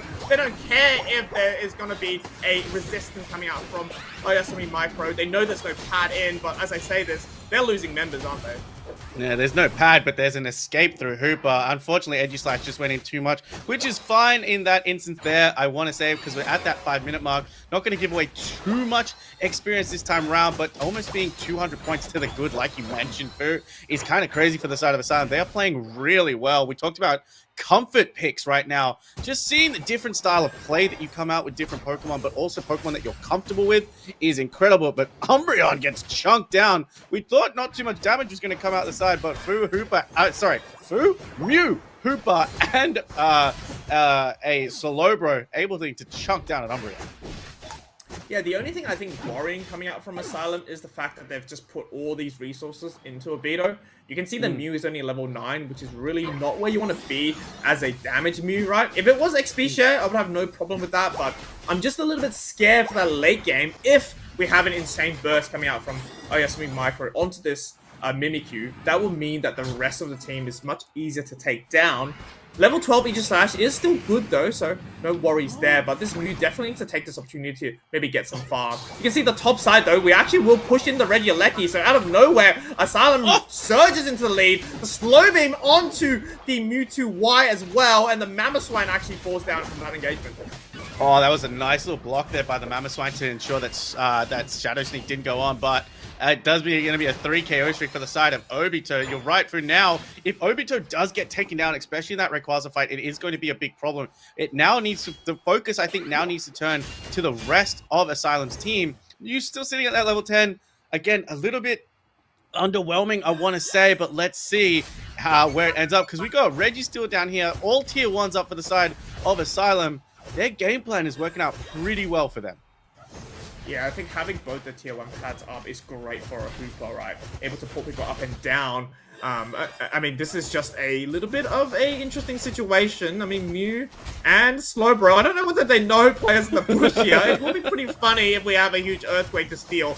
I mean, they're taking forever to take this Registeel down. And I don't really know what it's worth anymore. We're going to have an early jump in for player, though. They pick up the Mew. They see the KO. They bait the Mew. Unite to come through. Still able to take down this Registeel. It's going to be Asylum. But on the other side, instant roll call coming out from Rings Unbound. We have another fight upstairs.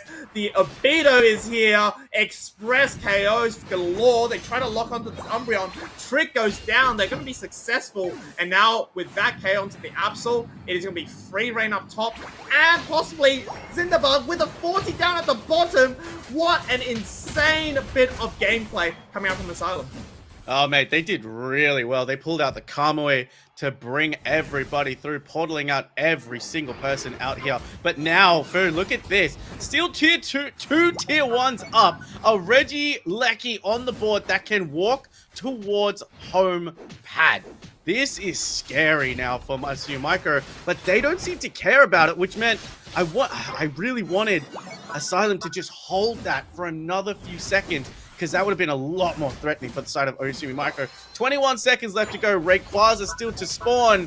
Now they're going to pay attention to this Regieleki. Level 14 Absol, level 13 Blaziken. Only level 12 Mewtwo though. However, on the side of Asylum, we've got level 15 Mimikyu. That's the second level 15 that Asylum managed to pull out before Rayquaza. Level 14 Aegislash, and that Mew sitting at level 12, which is a little better in terms of levels. Yeah, definitely. I mean, the beams will do a little bit more this time, but I really like how they've really zoned out Oyasumi Micro here, right? Huge serve going in, knocks up 3 members, and here goes the Aegislash as well. Porter going down, the Hooper Rings Unbound to bring out the sword that they need. The Sapple needs to get out of there. Huge teleport there. You can see the power of the Hooper as we play with me. Obito taking down Mewtwo Y. They might get stuck in this scenario. And look at this. We're going to be slowly pivoting back into the Rayquaza pin. Midnight Slash goes through, but that gets slashed by a bigger sword. There goes the Sapple to knock out Absol as well. 3 members down for Oyasumi Micro. I mean, there's a reason why the team name is Asylum, because 5 members are going absolutely crazy, and they're going to use all their resources to take down Umbreon. They now can look at the Rayquaza if they want to, but mind you, there is still a Blaziken up in the top side. We do have a Slowbro running at it. Yeah, no, where's the secure going to come from? Blaziken! Oh. Here we call it the goddess secure for a reason, Fu! Holy! Assume Micro might have their way back into this, but their shields are being ripped. It is a 300-point deficit, and that is only 84 that has gone in. There's a hundo coming from Absol, but where's the rest going to come from? I mean, it's still possible. They just have to win this next fight without the Absol losing the shield. The beam to come through there. Nice and pick off onto the Sapple there. As long as the members get chunked down from Asylum, that will mean that there's more opportunity to score. And there goes the Hunderberger down the bottom. 1 more to go, and that will be just, 8 points difference? Oh my god, they take down Mew as well. Lobo, this could be the comeback of all time as Genesis runs in. They have the 34 to come through. They're in the lead, Lobo. They're in the lead. Oh my god, and Mamasoy's gonna get another one! No! Absolute heartbreak for Asylum right now. They did not pay attention. They did not think that Blaziken was able to secure that, and suddenly being so ahead has now been the downfall. They got a little bit complacent, and that has got to be one of the best secure we've seen today. Oh my god, clip that, post it everywhere. Holy! Asylum were in control for 9 minutes of that game. Rainy, take a bow. Take an absolute bow. But Fu, we gotta play the devil's advocate here. Asylum didn't need the Rayquaza. They didn't need it. They didn't need to go for it. There was only Blaziken and Umbreon to secure that. Coup de grace was gone. Mew was there, but it had already used its Electro Ball. Obito is not going to win that against a Blaziken. My God. That, unfortunately, and I don't want to say it, but that is a fumble by Asylum there. That is a big, big fumble. And, you know, if you fumble at that, you can be on point for 8 minutes, but that 2 minutes is where it counts the most. Holy, dude. Holy. Well, it's like they say in OC, Lobo, you can win, you know, you can dominate a game for 9 minutes straight, can't you? But it's all about what happens that last minute. And Rainy, absolutely the hero of that game. Not only were they able to secure the Rayquaza, they really secured the team an advancement into the next stage of this competition. And, you know, this is why we need to broadcast games like this. Aloof Alliance 5v5 Cup. It does not get more special than this. So we're going to get ready for the next set. You can see the action just gets better and better. So don't go anywhere. We're going to have the next matchup ready for you guys coming right after this. Take this opportunity to grab a snack because we're on the edge of the seat. So I need to go find my jaw. One sec. I'm not sure where I left it after that game. See you guys very, very soon.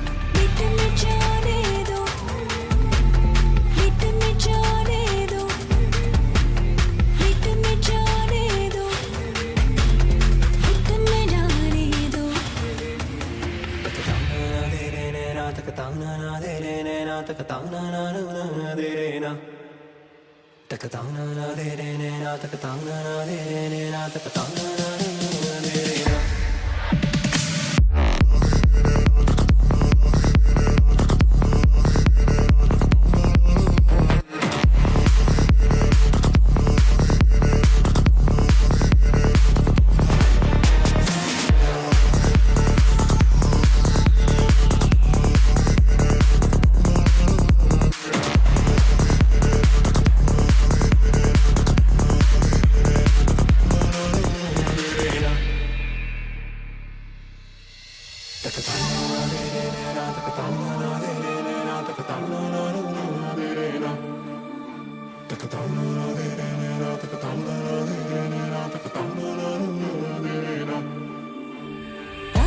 जवान है दिल में तूफान है नाचो और गाओ गीतों में खो जाओ दुनिया भुला दो दुनिया भुला दो दुनिया भुला दो दुनिया भुला दो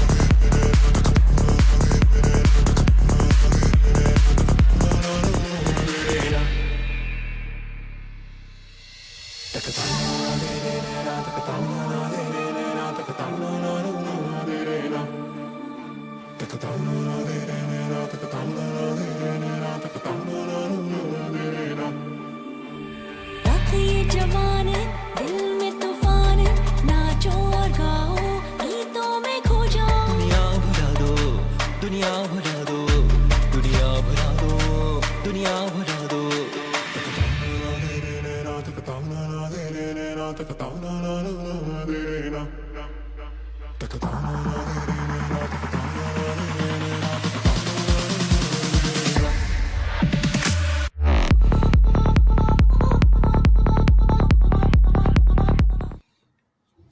Hello, everybody. Welcome back. We've got another set to bring you. It's going to be me and Lobo doing just that. But wow, how did that one end, Lobo? Incredible. Goes all the way to game 3. And then it almost feels like it was thrown away at the last moment there. I mean, we talk about throwing games, and I don't want to, again, I want to be as respectful as I can to all of the participants and the players. Asylum played incredibly well in that game, but just... why do we call them gods of secure? Tano, we call them a god of secure, and they do exactly what they do. But we are going on to our qualifiers number 2. We have got TC Nymera going up against Oyasumi Micro, and I'm excited for this one. Suicune and Umbreon going to be banned off straight away. They're not going to get to play the game. Nobody wants Suicune to play the game, but Psyduck's going to join them most likely, and I'm hoping that they choose Raichu as well. Yeah, I mean, the winner of this is going to go through to the finals. The loser says goodbye for the rest of the day, buddy. So it's go big or go home time here. Suicune, Psyduck, Blissey, Umbreon taken out of this. Interesting that Oyasumi are going to take out that Umbreon, knowing how much TC Nymeria like to use it. No, Umbreon's such a good utility Pokemon right now. And again, you can't really fault any of its kits, but we're seeing Raijin come through. I thought they were going to pick up a Hooper. I got to stop doing this every single time. Wait for the counter to count down. But Birdcan's going to pick up Blaziken. We might see another steal of the century. But Rainy hovering over Dragonite's a little bit interesting for me, Tano. What is interesting is the importance they put on these all-rounders so early, buddy. A Blaziken first pick is bizarre by Nymeria there. I mean, Umbreon was like, okay, you can justify it. It's going to get picked up by the other team likely. A Blaziken is something else, mate. They must have some sort of comp that they are absolutely certain they're going to take here, but I don't know. It does mean Mamoswine and the Hooper is going to get taken by Oyasumi. Really good foundation that they have set up for their team there. They get the Snorlax and the Eldegoss here for Nymeria. I'm not sure what the plan is here over on the side of TC Nymeria, Lobo. It's kind of hard to see, but hey, we just sit behind the casters, Zach. It's not like we are in those VCs and choosing these drafts. We can only see what we see. It's an interesting core, but for me, honestly, with Pokemon Unite, I love seeing interesting cores like this. Snorlax, again, I mentioned this with Fu before, alongside Mamoswine, two of probably the most prominent defenders right now in the current meta. Speaking of the current meta, we have the floating chocolate rat sitting on its tail, about to shock us into absolutely no one's surprise. But Rainy also picking up Buzzwell, going to give out some free hugs. Dwayne the Bug Bugson, as we have monikered him in our minds forever and always. But also, we have Mewtwo Y. There's no way that we're seeing a Dodrio as well by Cranes. Wow. I mean, look, this is why I love casting these different regions, buddy, especially this one. The Pokemon that we see come out, the importance they put on different roles, it's so different from what we're used to. Dodrio coming out here for Nymeria. They do have a rainbow comp at least, so it is well balanced, but that's going up against Genesis there, locking in the Metagross as well, which is actually pretty good against speedsters at this moment. Now, don't get me wrong, Dodrio, difficult to catch, but the second on that Metagross, it's going to have a difficult job alongside that Buzzwole as well. So I do feel like it's more rounded slightly here for Oyasumi, but you can never count out either of these teams, Lobo. It's literally you have to win this or you don't progress through this tournament. Yeah, look, I'm interested. I mean, that Dodrio could be like a Roadrunner cartoon. Seeing it run right into a punch of a Buzzwole could be incredibly funny to see. Not incredibly funny to witness, but mate, you've got a hat on. Why don't I have hats a hat all on? days, mate. I got what? like 4 different hats here, bro. I'm going with the Pikachu. I'm going with the Pikachu hat. You know, I'm just gonna. We'll see how it works. Let me know what you think in the comments down below. That's not how this works, but I'm very excited to see this match. It's an interesting comp coming out from TC Nymeria.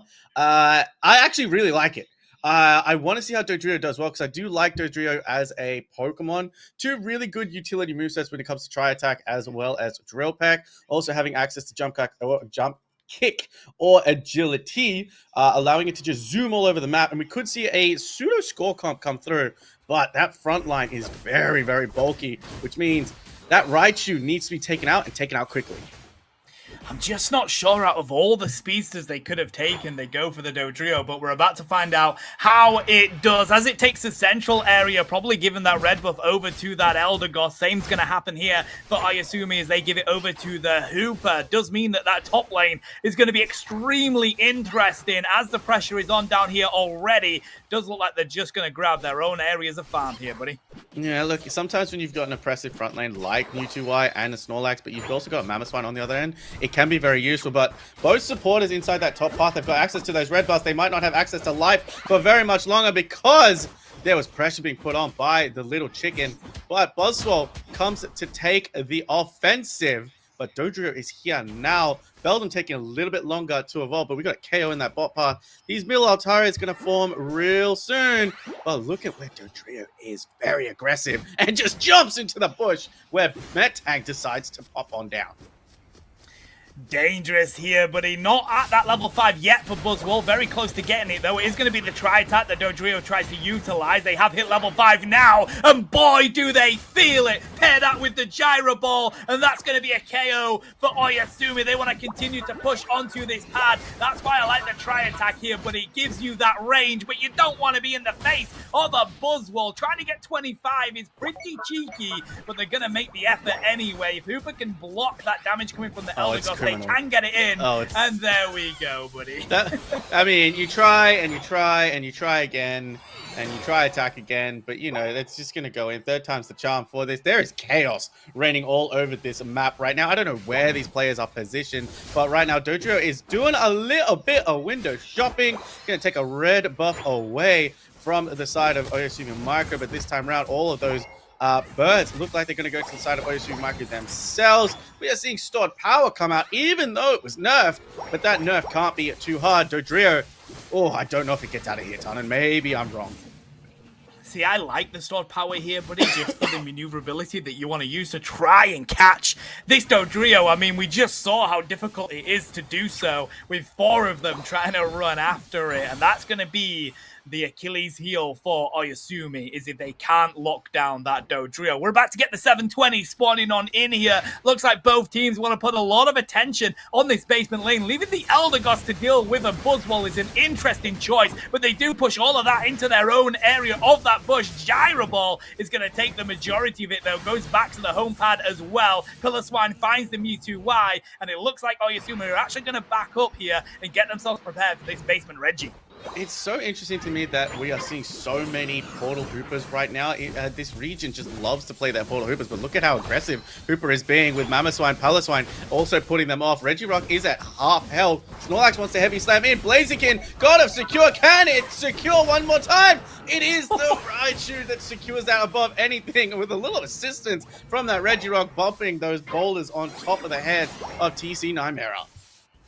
All that they had to do there, buddy, as soon as they saw that Blaziken coming in, Oyasumi didn't put a single bit of damage onto that basement Reggie. Waited for the Blaze Kick to come through, and then Raichu just finished it off. They find the Dodrio here as well. Buzzwole did manage to get advantage up in this top side, now having access to that Ultra Small Slam.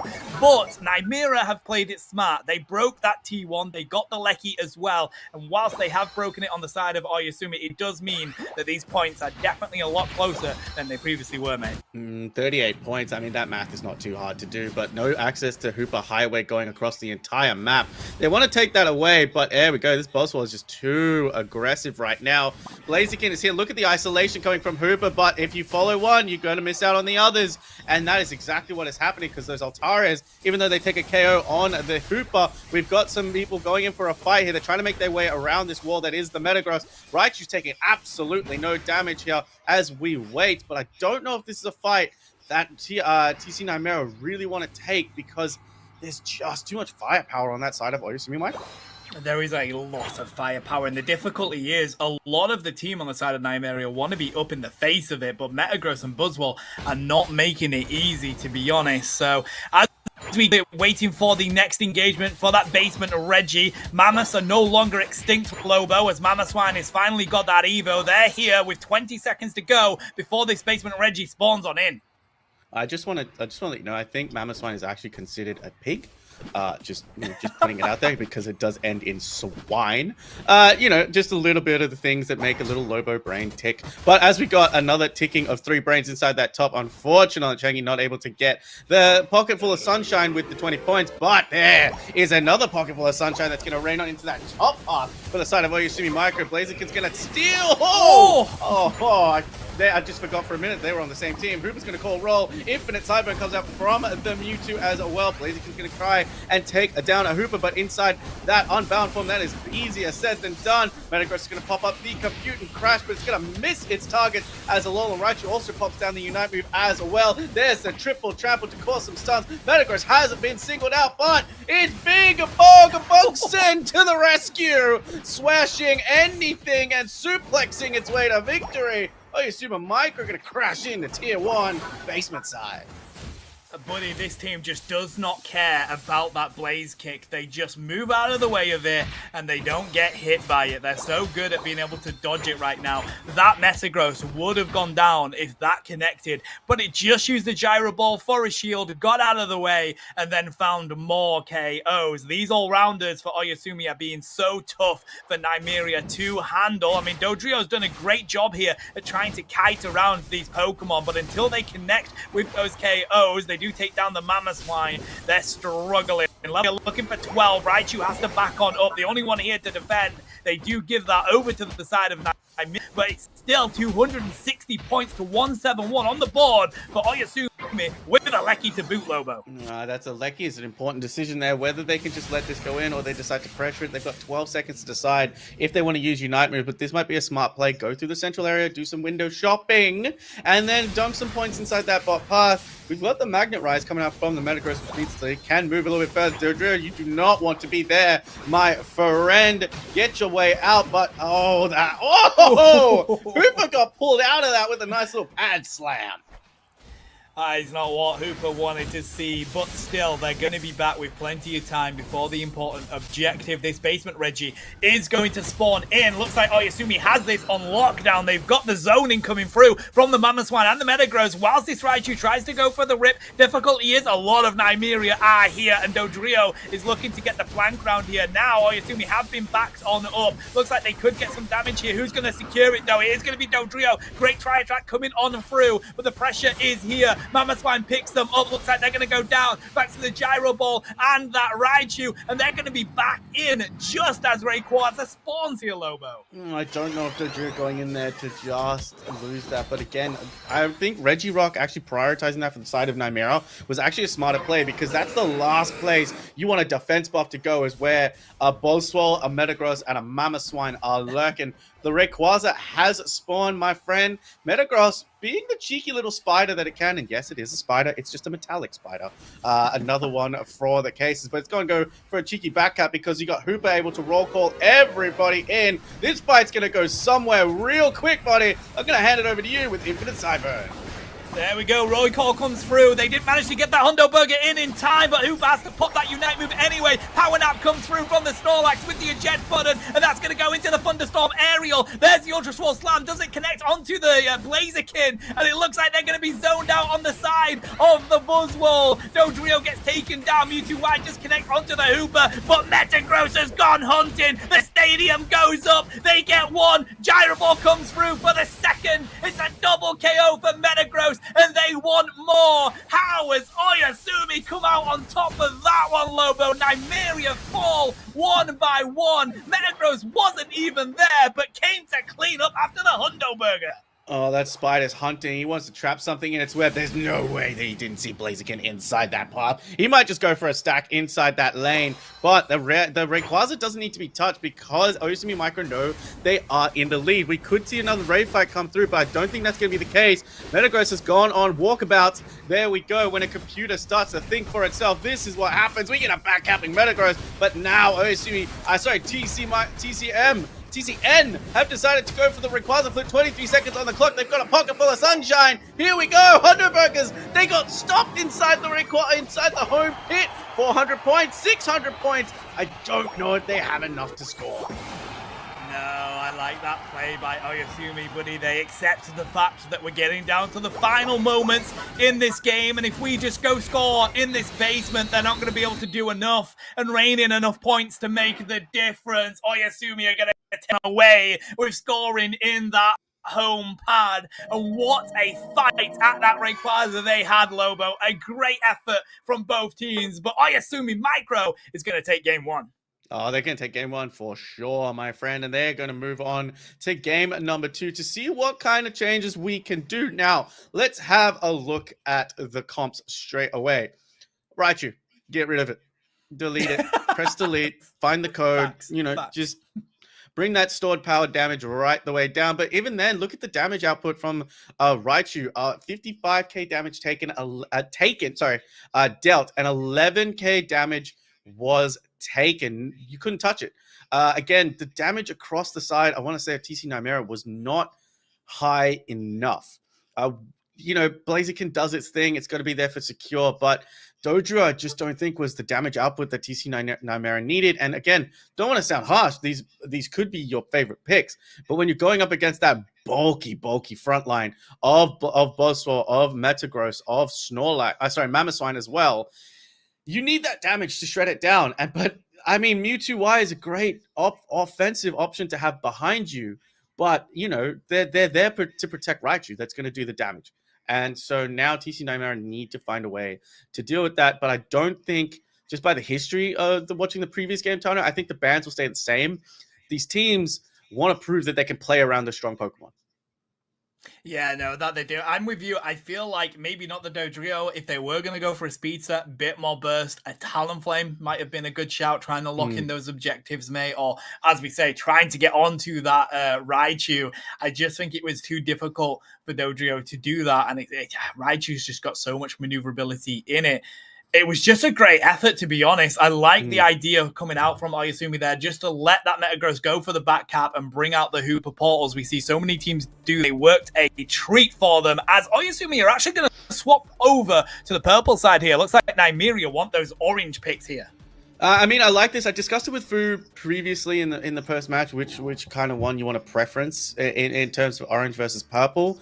Orange side does give you 2 picks. Purple side gets you your priority pick, whether it's a Raichu or an Umbreon, as we saw from the previous game. So, like I predicted, the bans are staying pretty much exactly the same, where it goes for Blissey, Psyduck, Suicune, and now finally our voices have been heard. Raichu's no longer going to be played. So it's going to be interesting to see where the backup comes, because now they can't prioritize that Raichu. They'll prioritize that Umbreon. So now Nymera are going to pick up 2 hopefully strong picks for themselves, and one of them is going to be Hooper. The way the Oyasumi are just making sure Nymeria don't get access to this Umbreon, having used it in the previous sets every time they got the opportunity to, mate. It's quite a smart play by them. Of course, you're never going to complain about having an Umbreon on your team right now in this meta. You can't go wrong with it, but it looks like Nymeria are going to stick with Birdcan on this Blaziken, pairing that with the Hooper as well. Let's see how Oyasumi are going to counterpick this, buddy. It's interesting to see again. I understand Blaziken for the side of the secure is there. Was it as impactful as the previous game? Yes, it did get KOs. It did do its job, but I believe it wasn't able to soak up all the damage previously, especially with a Pokemon like Mamoswine that player has. So now they have another strong front line in Umbreon and Mamoswine, and now Mewtwo Y. Let's see if they can pick up the damage. I actually like what's being hovered over here right now for Nymera. I call it the big blue button, but because it's just able to put some big damage out as well. But it's going to change to the big pink button, which has a lot of sustain, but also access to Hyper Voice. Hyper Voice, Sylveon coming out to play, buddy. This is so interesting. We hardly see that anymore. Are Oyasumi going to go for Genesis on this Metagross again? I think that'd be a huge shout, doing so well in that previous game. It was actually paired quite well with the Buzzwole, but no, it's going to be Talonflame coming out for Rainy here, and I like that pick, mate. If you want to try and shut down attackers and supports like Hooper, you're never going to go wrong with a Talonflame. No, I agree with you 100%. It's going to be an interesting comp, but just hovering over Cerule Edge right now, as well, it's going to go to Leafeon. Again, another Pokemon that I think is very, very overtuned right now, needs a little bit more of a nerf, but Talonflame up against a Leafeon, if you can catch it in a Brave Bird, you can still take it down with the Aerial Ace 2. You can mark it, you can make sure that you pull the weeds and scorch the earth full play, but it's going to be interesting here. Talonflame's job is going to have to be to really make sure that Hooper doesn't get rolling and that Leafeon doesn't get rolling either. Sylveon is the sleeper pick right now. We talked about Hyper Voice. We could also see Mystical Fire.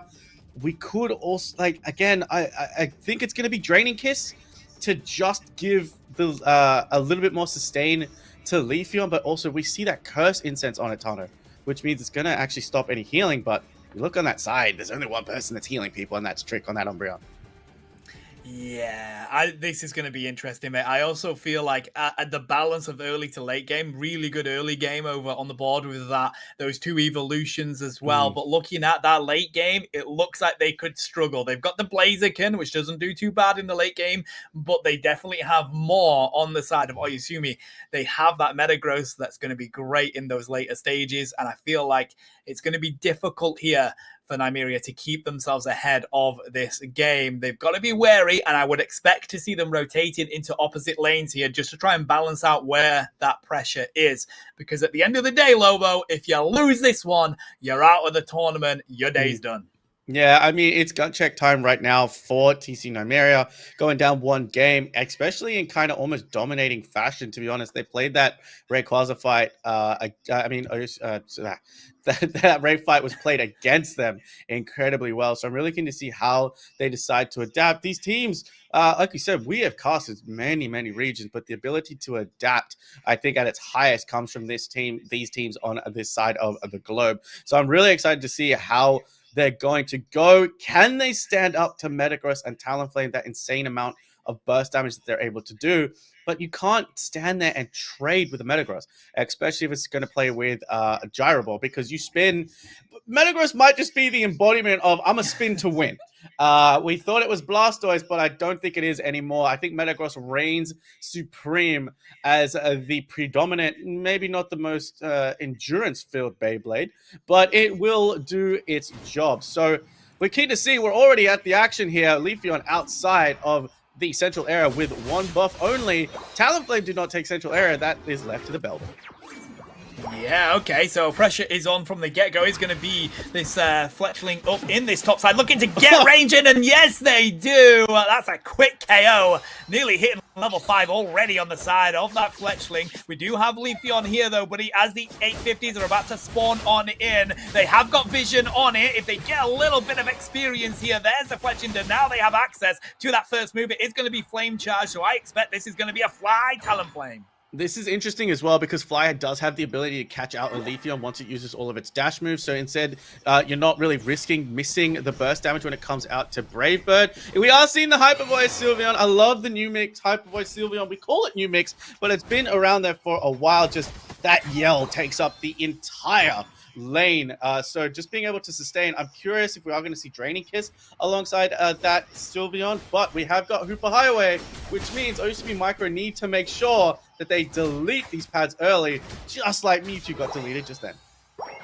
Good early pressure here from Nymeria, though, having both of those evolutions on board, hitting level 6 at that quick stage. These central birds are going to go to Oyasumi with no contestment here. There comes the Hyper Voice, but they run into a Mean Look and a Metagross, buddy. They're going to have to see if they can get on out of here. Don't think they have the X-Speed ready to go, so they're going to get KO'd as that Gyro Ball will come on through with the Mean Look yet again. Looking for the Hooper here. They're left alone in this top side. They do manage to get back to their pad, though. Mate, that's a brilliant play to decide to go with Mean Look. I mean, I think we have seen Mean Look more often than not in this tournament. But when it comes to Sylveon's Hyper Voice, the further you are away from the voice, it does more damage. The closer you are to Sylveon, it doesn't do that much damage. So Sylveon not wanting to really juke it out with and throw a metallic hand with the Metagross, and see how close Metagross gets right away to Sylveon, so it's not going to sustain that damage. But it also gets an extra shield coming up from the Gyro Ball. But the pressure coming on, TC Nymeria, 121 points to the good. However, they seem to be lacking in these team fights. Trying to get that 22 in the face of a Hyper Voice Sylveon is ridiculous, Lobo. And they do go down with Hooper finding the kill with the basic. I mean, the Hyper Voice is not that short of a cooldown, not that long of a cooldown. It will be back. The Emerald 2-step, though, gets outstepped by the Metagross. Here comes the Fly from the Talonflame, uses the Flame Charge to connect the Lecky, and they want more here. But I was looking to see if they want to go on in. Have to be wary of that Hyper Voice. They do find the Pillar Swine, though, on the side of the Hooper. Looks like Nymeria are going to be able to defend this as well as getting that Regice. Oh, Talonflame's going in for the Leafeon. Just gets to Flame Charge its way out of the Hyper Voice. I've seen a Leafeon Emerald 2-step miss completely, but I've never seen it be dodged in an incredibly intelligent way like Metagross was able to do. Gyro Ball one way, then move the other. Blaziken is stuck in that overheat for the secure, gets both down by Fly. Everybody misses the Hooper portal. They've missed their flight tickets, not refundable. They're going to have to stay here and fight.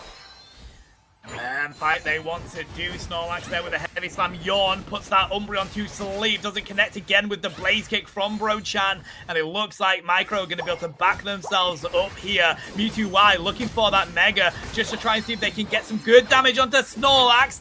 The slam comes through and Blaziken connects with the KO. Nymeria now going to score more points, trying to disrupt this Umbreon as they try to defend this goal, but it is going to go down. It's going to be 201 points to 40 at the moment. Nymeria on top takes down the Pillar Swine with a 2 KO from Leafeon.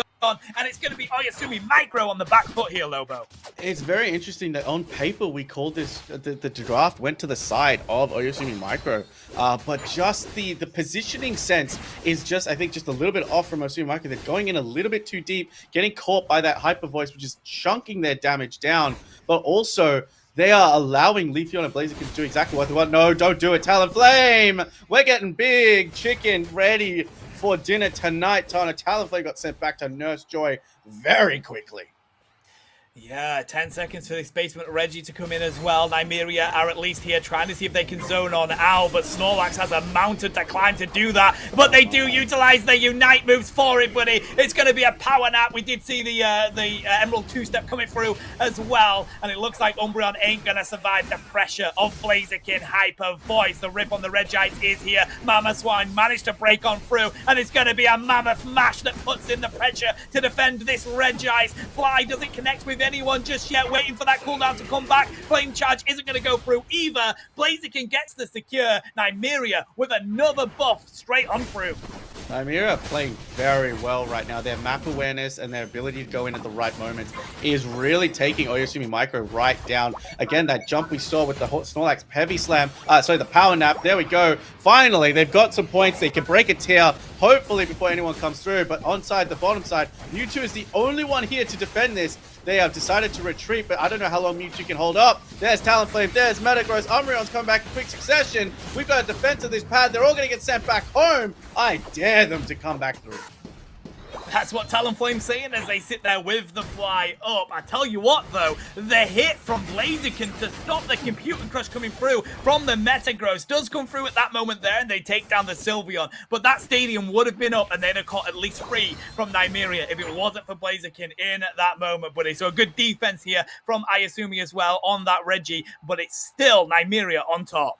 Yeah, look, just seeing Yawn come out there as well, that is such a good counter, because it seems like Oyasumi Micro want to kind of group up and they want to play as like a big ball, because exactly what you want to see is from Metagross is to hit every single person with that Gyro Ball, but Yawn putting everyone to sleep is going to hit multiple targets right now, and that gives Blaziken to come through with the Fiery Fists of Rage to really take them down. And Talonflame right now, I don't know, Don. I don't know if Fly was the right choice. The burst damage to come out from Blaziken, the burst damage to come out from Talonflame, I think could have been much more needed right now, as we've got 4 people going for a score on that top side. That they are. Talonflame the only one to defend here. He's going to get the Flame Charge through to stop the 42, but the pressure is still on, as it looks like Nymeria wanted to go for this Basement Reggie as well. Now they've managed to defend it on the side of Oyasumi, and they're going to be able to get this. Is it going to be a Reggie steal? Yes, it is. They ran the RNG. It comes up lucky all day long for Micro here, as Nymeria are going to get themselves prepared for this Reggie spawning on in, this Rayquaza even spawning on in. Do they have the time to take it? They can't take it. They can't take it. They don't get it. Oh, not being able to take that Reggie steal is criminal right there. But look at where Leafeon is placed right now inside this Rayquaza fight, Tana. It is going to go off real quick. We could see a back cap that allows Hooper to bring them in.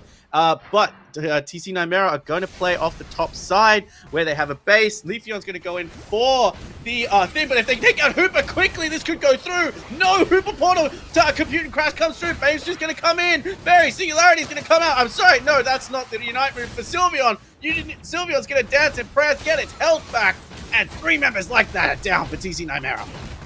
I just feel like the way for them to capitalize on that was off the charts. Oyasumi knew that they were going to have that Leafeon out of the fight. They take the Hooper, they clean up TC Nymeria one by one. They take down the Rayquaza, and now they've just got to rein in these Hundo Burgers to take this entire set, Lobo. That cap was not the one. We understood the plan. We understood what they wanted to do, but Hooper getting shut down meant it was Oyasumi Micro's game to lose.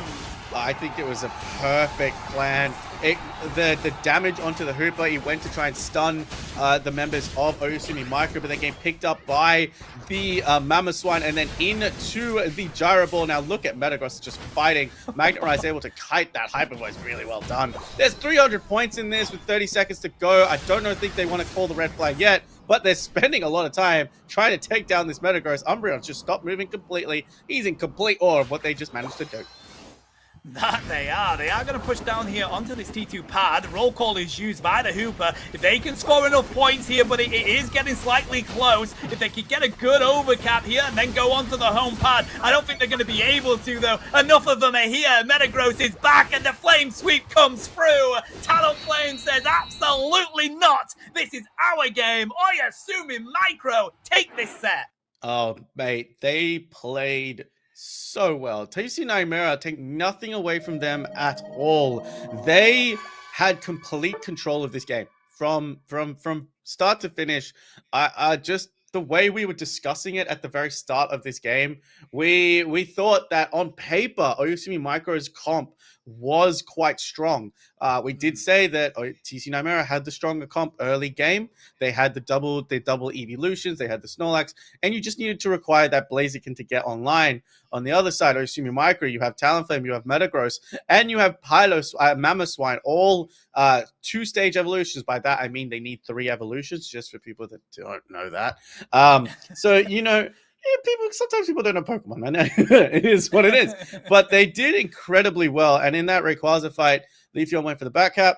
You take out the Hooper, there's no roll call, and I think that was the key to that Rayquaza fight, man. So congratulations to Oyasumi Micro.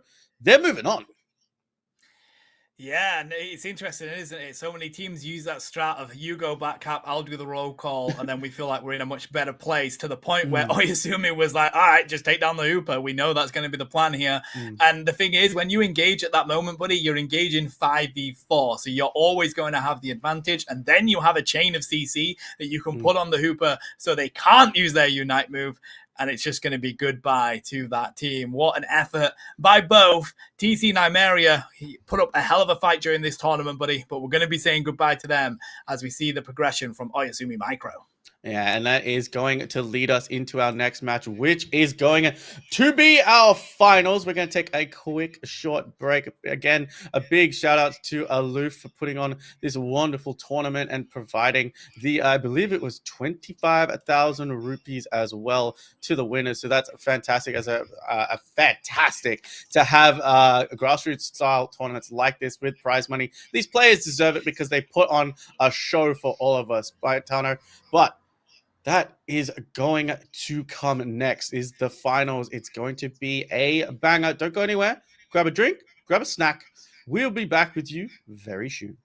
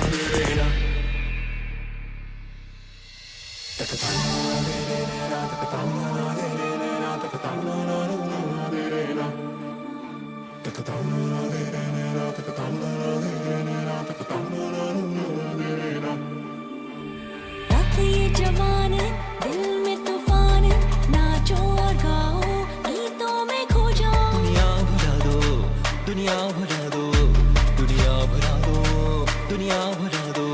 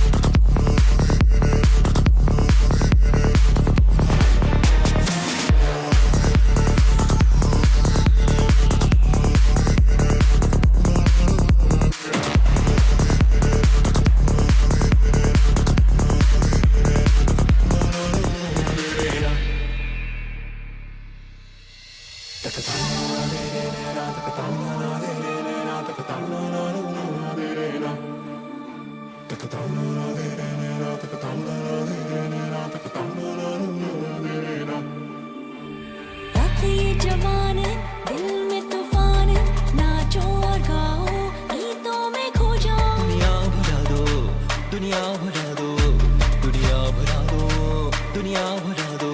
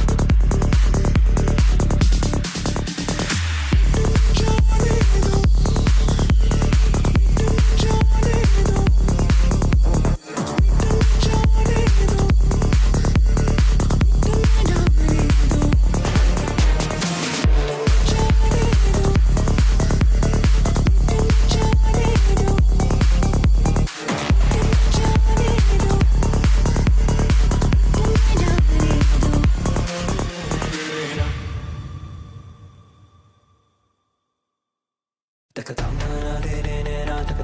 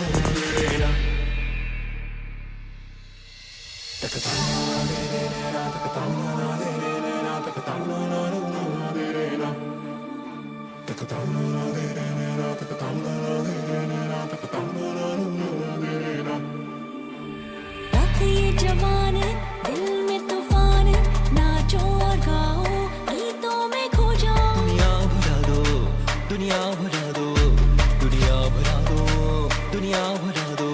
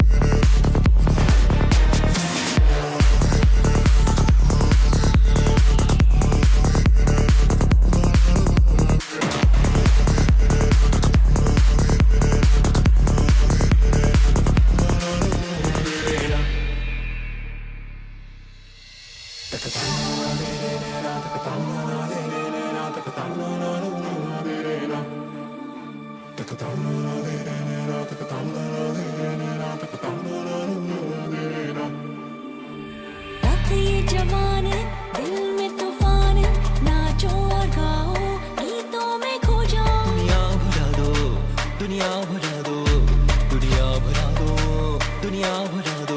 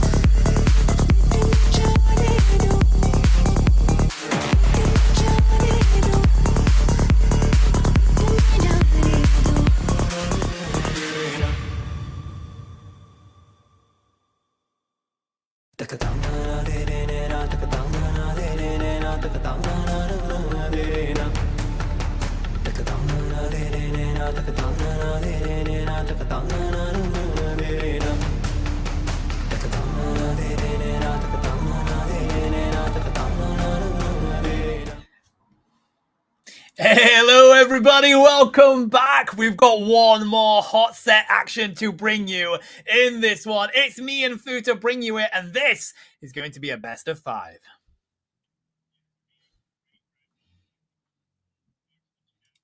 I had to fight through the qualifiers there, and I think there's been some close games, but it's really the cream of the crop for this last set. Terminator X against Oyasumi Micro. Yes, that is correct. We're going to have Terminator X on the purple side here, and they're going to ban out the Blaziken.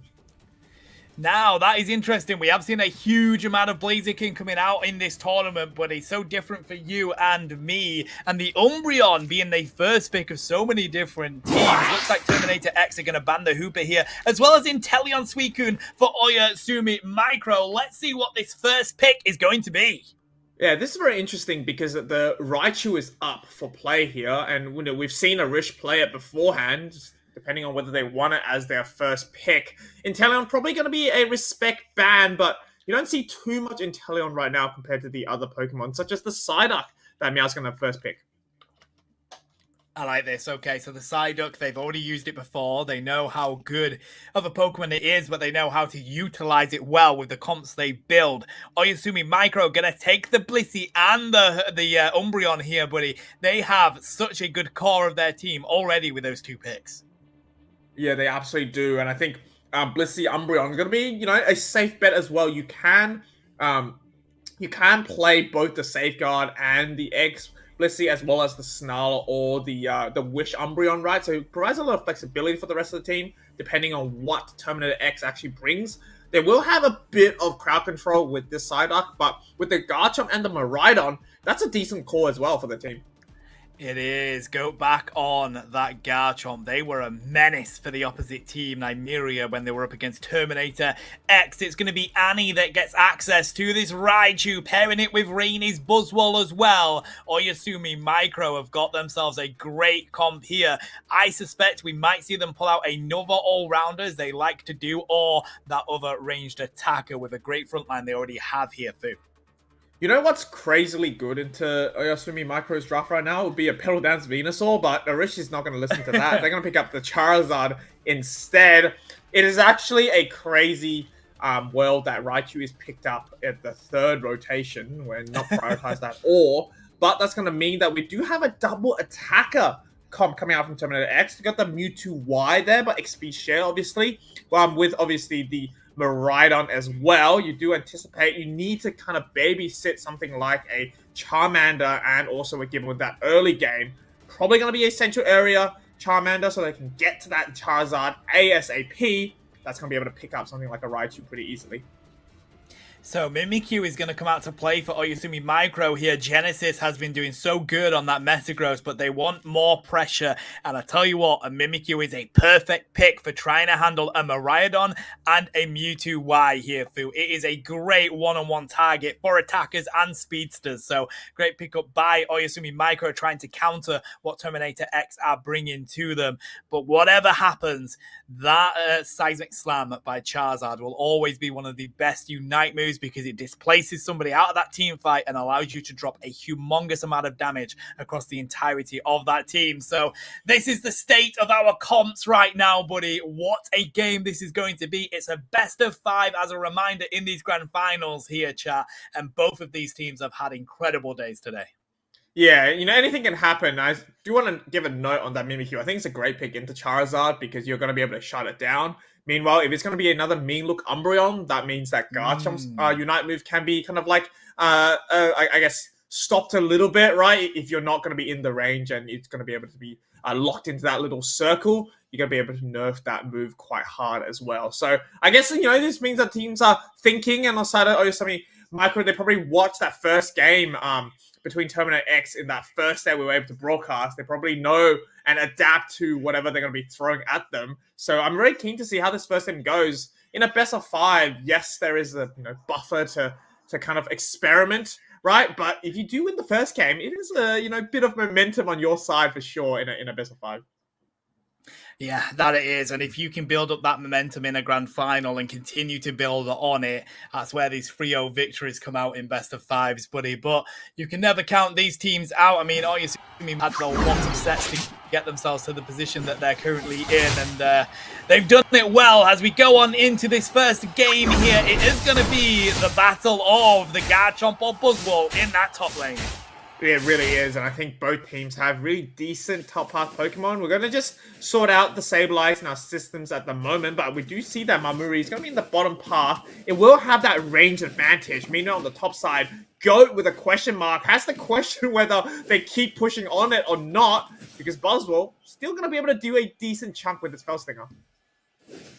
All right, looking for that level 5 as soon as they can. Mewtwo there to put some pressure on as well. Nice 17 dunk coming in from the Umbreon. Gets them the Evo that they were looking for. They steal that away as well. No, they don't. So close, but they do give it over to the Miraidon as now Charmeleon is in this basement lane. We've got 5 seconds before they spawn, and it looks like they're trying to get up into that top as soon as they can here, Fu.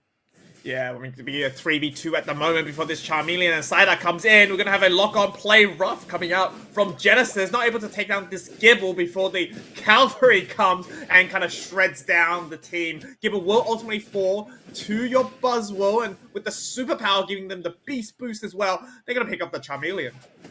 That's a 2 KO for Buzzwole as Oyasumi want to continue to put this aggression on and capitalize on it. No points in just for them yet. They're looking for the KOs instead. And it's going to be Donut still on that board. Still a Gibble on the field here as well. Looking for that Gabai Evo. Looks like they might be able to get it here. Nope, still waiting for it here, Fu. Yeah, still waiting for it. Just going to be a little bit of time before they can get that evolution. Meanwhile, on the top side, we do have Rainy and Trick pushing on a little bit, seeing that there's only one, but Mewtwo Y sensing that there might be a numbers disadvantage. We're going to help out and provide these middle Altarias to the side of Terminator X instead. You can see that. Meanwhile, all this is happening. Raichu is going to take the opportunity to get some stacks in of their own as well. So sometimes it's not about just contesting for all neutral farms. You got to think about what's the best outcome for the rest of the team. And if that's levels, then it's better to go for the farm. If not, then get some points on the board, right? We're going to have a push on the top side perhaps as Goat runs away. Yeah, Goat does manage to get away. Side Strike comes through, but Blissey is there to block that stun coming through to them. 720s on the board now. Looks like both teams are looking to grab either section. Buzzwole getting ready to take this away from the Gabite, though. So much pressure from the Mewtwo Y. They're going to go Mega. That's going to be a decent amount of damage raining on down, but Blissey is going to keep them around with that shield as Mewtwo Y continues to see if they can get a KO here. Putting the pressure onto this pad, leaving this Gabite to grab all of that farm, waiting to become Garchomp. Yeah, meanwhile, at the bottom side, you can see the range afforded by that enhanced charge beam. It's going to be to chunk down your Umbreon, while at the top side it will be a relatively uncontested, I would have to say. Oh no, Regieleki, they make me eat my own words as Raiden comes out of nowhere, steals away both Go and uses it as a secure potential on that Regieleki. Disaster strikes for Terminator X at the bottom part. Oyasumi Micro also gets a Reggie Rock, so, you know, just, I guess the push is up for both the top and the bottom part. They successfully get a 40 down in the bottom, Tano, as the top side doesn't look too good either for Terminator. And it just extra bit of fam to pop up on the side of Go, waiting for that to come on through. I may have lost signal here, unfortunately. Foos, do bear with us, but if I can predict what's going on, to be a Garchomp on the field after that extra bit of farm with a broken goal. Well, you know, they might be called Oyasumi Micro, but definitely really great macro coming out from their team as well. They've broken both these pads, Tano, and here comes the response from Terminator X. Every action has an equal and opposite reaction, and they might just start off, but the Moonlight Prams will be to stop the push coming from Arish for now, as the Electroboard gets fired from the Raichu as well. Player up finds one, they lock onto another, but with nice sidekick, it does kind of deter them to go through. Nonetheless, we do have a Mimikyu still locking on in the enemy central area. And that Dragon Rush does not connect and allows Mimikyu to get out despite that ordeal. Good bit of patience there. I thought Mimikyu was going to go back on in, buddy, but they managed to find some good KOs and get themselves out of that situation. So Oyasumi Micro here, 218 points to 26, nearly getting all those Unite moves on board. In fact, they do. They just wait for Umbreons to come on back. Terminator X just a little lower on these levels and definitely on that points. All down to who can take this next team fight. Good pressure there from the Charizard to find a KO. Looks like Terminator X want to go for this Lecky in this top side. Well, they're going to make some sort of response, right? They are going to be on the back foot now. 218 points to the side of Oyasumi Micro. There might be an engage. Huge side strike into the Seismic Slam. I mean, there's no way the Buzzball could have ever gotten out of that. The Sai comes through as well. Everyone is popping the Unite move, including this Bliss Assistant that finds the Raichu and provides them the shielding and the health available to chunk down this Regieleki. And also the poor Garchomp coming in, the scoop right into the damage will send them back to the home pad, and Raichu gets that Regieleki for the team. Yet again, Oyasumi Micro on top. They take down this Psyduck as well. And you can see as members are going to be struggling to come back, this gives them the opportunity to clear out the enemy central area as well, Tano, providing that additional experience. Grab all of it whilst you can is the approach that they're taking. Good defense here from Terminator X, but it does open up that central area for Oyasumi Micro to grab. Need to be wary, though, of the rest of the team being here. Buzzwole is going to take that Registeel for free as well. And yet again, buddy, this entire Oyasumi Micro have been the ones on the advantage, not letting it go to the side of Terminator X. Looks like Blissey is going to go down, but it does mean that Mimikyu gets out of there. And hey, what are supports for if it's not for making sure your team can get out of that situation, Fu? Yeah, that's right. I mean, Terminator X might need to go back in time and take a note out of the movies book and think about, you know, whether the draft is the issue here, because it seems like every single engagement has gone on side of Oyasumi Micro. I mean, they are at a 2-level deficit going into this latter portion of our game number 1, and that's definitely not good news for them. I mean, these birds might be able to help out a little bit as Rainy goes in the 1v1 against Goat. There will be the same level there, but with the superpower and the smackdown, and make it the Ultra Soul Slam. That gives them the opportunity to get a 40 in, but Mewtwo Y is going to be there to stop it. Might have United a little bit too late, though, for this Buzzwole.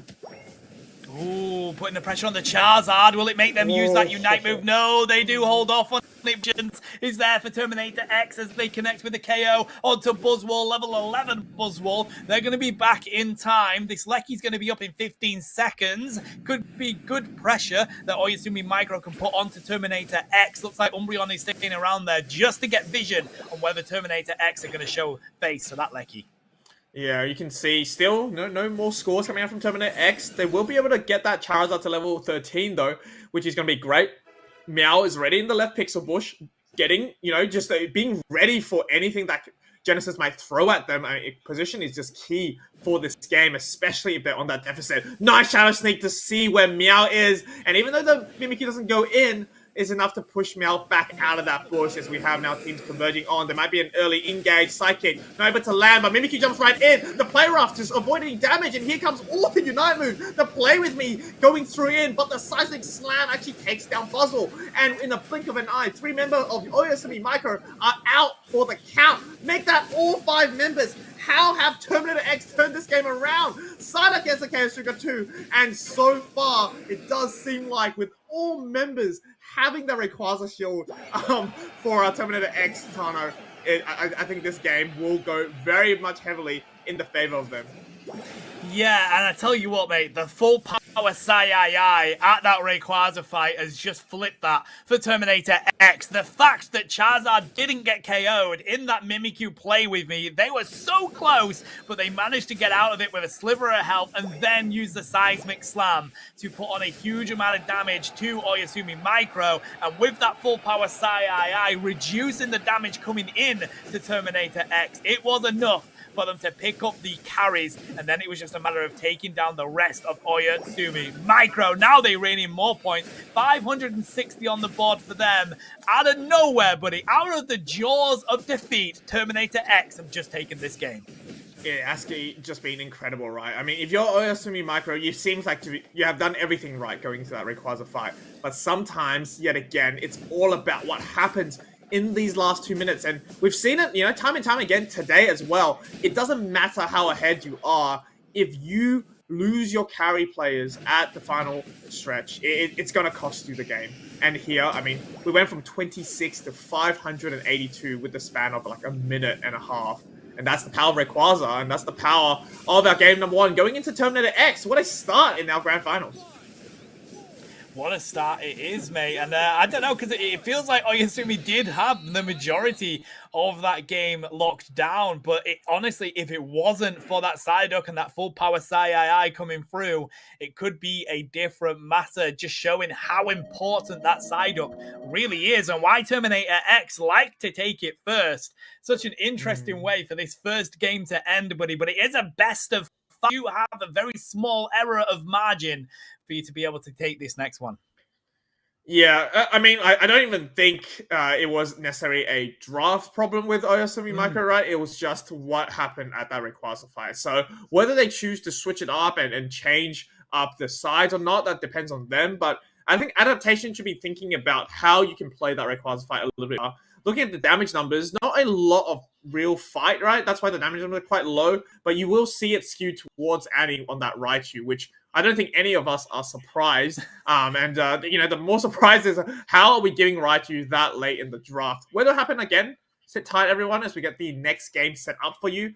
But I do have to say, though, if you're Terminator X, you're really, really happy at the moment. You are laughing your socks off because how in the world did they come back? Yeah, I do think Terminator X need to have a look at their draft, or maybe what Oyasumi Micro were able to pick up and adjust it slightly, because you're 100% right, buddy. If I'm Oyasumi Micro, I'm thinking, let's just run that back. We just lost that because of one team fight. That was it. Otherwise, that game was ours. So I do think Terminator X need to have a look at what was coming their way and how to adjust some of the things that they were working on. Got to keep that Psyduck if you can. But of course, it does now mean that Oyasumi Micro have the option of going on to the purple side and getting that first pick, or that orange side. Yeah, and I think the priorities haven't really been like, I mean, Duck is a great pickup, but is it still a great pickup as the first slot for whoever's on the purple team? I mean, we'll wait to find out, but I think in my opinion, there are definitely some better Pokemons that potentially you can pick up. And the bans haven't been, you know, too crazy at the same time, right? It's pretty expected, you know, your Suicunes, and in this case, obviously the Inteleon. But I think that the biggest bans that you can maybe provide in this next game is thinking about what has been played so much today from Terminator X, if you are Oyasumi Micro, right? You can think about maybe the Miraidon is a Pokemon that they liked a lot. Maybe it's instead of Inteleon. You know, obviously we're not too familiar with the teams in today's Cup, but maybe switching it up to just see how it goes, and whether you can, you know, bait out some of the Pokemons a little bit easier. For example, Miraidon, they can stay really, really far away consistently, right? Obviously, Intel has something similar, but in the early game, you might be able to take advantage of that Sobble, and perhaps, you know, change it a little bit up for these teams. But do have to say, though, it does feel like Christmas for Terminator X in that first game. Let's hope that, things get a little bit better for Oyasumi Micro in the second game. Yeah, no, you are right. It was a present that they got there at the final moments. But hey, they take the first game. That's all that matters, buddy. And again, despite how dominant Oyasumi Micro were, because there was only 200 points between them, it all came down to that final fight. So good pressure, but some good patience from Oyasumi during that game, though, to not push things a bit too far or too long. We see a lot of teams pushing that Lecky into the T2 at the wrong moments, but they went and got that central area farm. Of course, Blissey stayed maybe a little bit too long with the Mimikyu, but at least they sacrificed themselves to get that Mimikyu out. So some good team synergy going on there. But yeah, it was Oyasumi's game throughout the majority of that, which is why we need to see Terminator X adjust a little bit here, shake up these bans, maybe shake up the way that they play this game. But if they get access to again, I don't know. Once a team has that side up with it, you can never count them out at a Rayquaza fight. Yeah, it's really crazy what Psyduck can do for the team as well. It doesn't seem like it's the most tanky Pokemon, but it provides a lot of crowd control and also just automatic peel from its passive as well, right? When you have the headache, it pushes everyone out, and sometimes, if you can't get out of sticky situations from like a Buzzwole, it will help you be able to peel, not for yourself, but also for your teammates as well. Plus, we talked about how the Psy is just so great at reducing damage, not just to your team, but in a flip scenario, Tano, it will also reduce the damage that the enemy team does on that Rayquaza. So giving you the favorite to actually get that secure, because double points and you have a Rayquaza shield, that's going to be a game changer. That is an absolute game changer, mate. I mean, I've always been an advocate for Pokemon Unite getting rid of double points in this game, because I feel like it is way too good of a catch-up mechanic, mate, and we've seen it multiple times.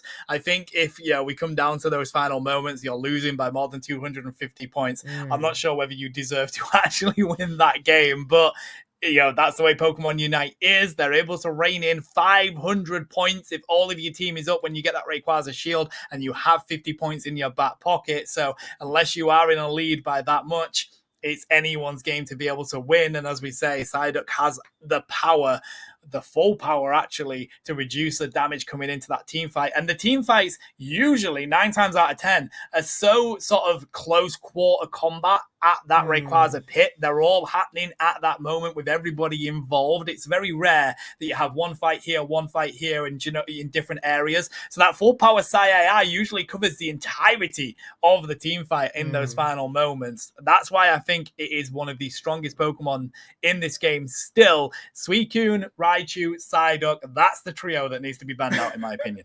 I mean, let's hope Oyasumi Micro are listening to that advice. But, they seem like they don't want to play with, obviously, the Suicune, which is understandable. But this Inteleon ban is really interesting as well. I know that Metagross also banned a couple times tonight. I mean, I know Metagross is very, very strong, right? But is it that strong that you want to get rid of it? Do you know what I mean? Like, if you're going to be playing Buzzwole, it's not that bad into Metagross. And I feel like perhaps, if you just let that go and ban out the Psyduck like you advised, perhaps we'll see a different type of gameplay, and maybe the Umbreon comes back to play in that first slot as well. We're going to have a look at game number 2 starting very, very soon. It's going to go right now, actually. We're going to have our second game between Oyasumi Micro and Terminator X in our grand finals here. Big amount of money up for grabs, and Inteleon side are going to be banned out from Team Oyasumi.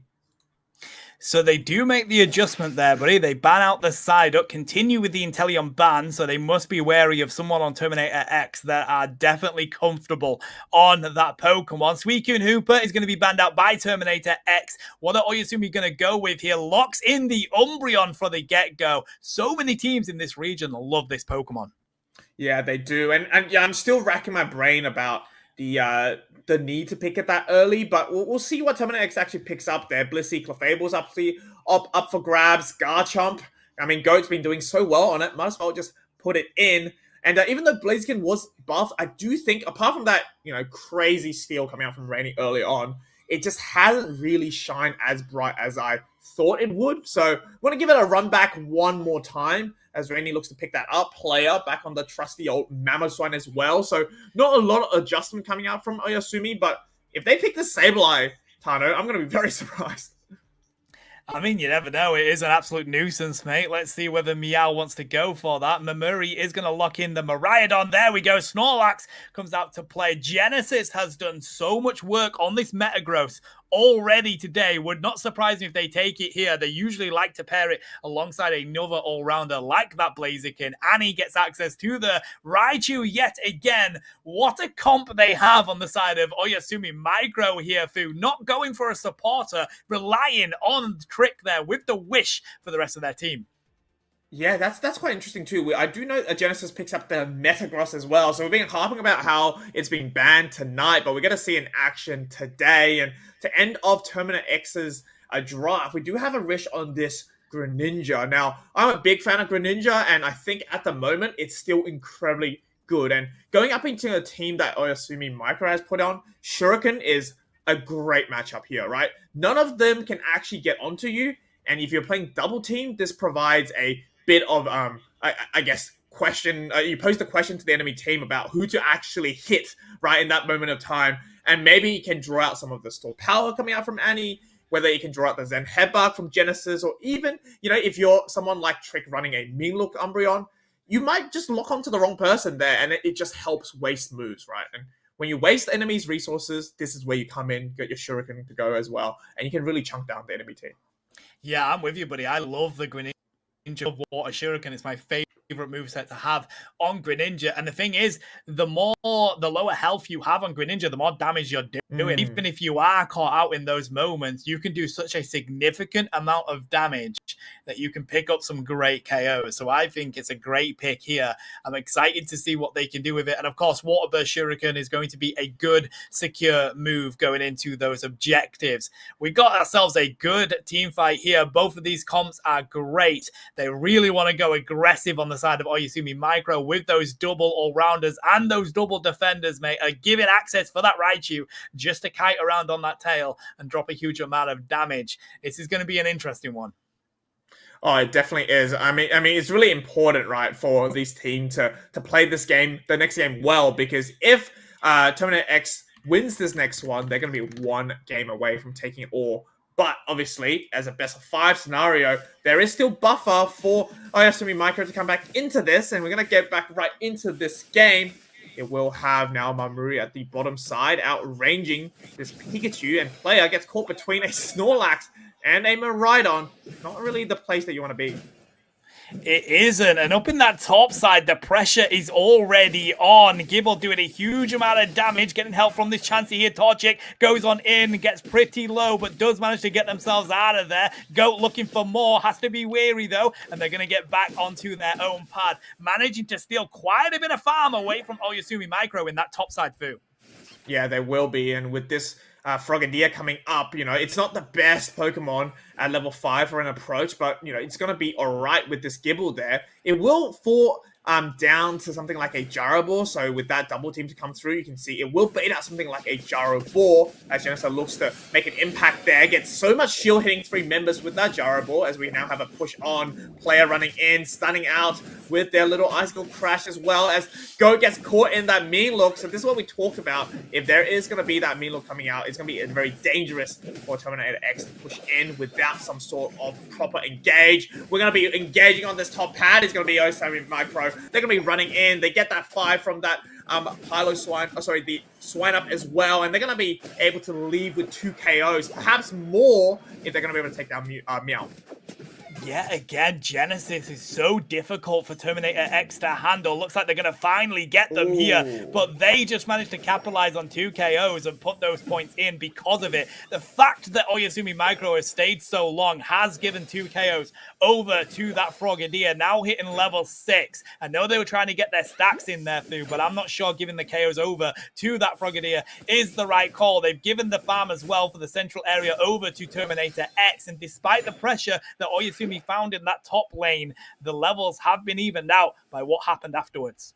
Yeah, I agree as well. I mean, they were on such bad back foot? Yeah, back foot from Terminator X. But then, Sumi Michael just said, you know what? You can have my Umbreon KO. You can have my Swine Up KO just for free. And now the Greninja really gets to play the game. It's going to be level 7 for these birds coming up at 720.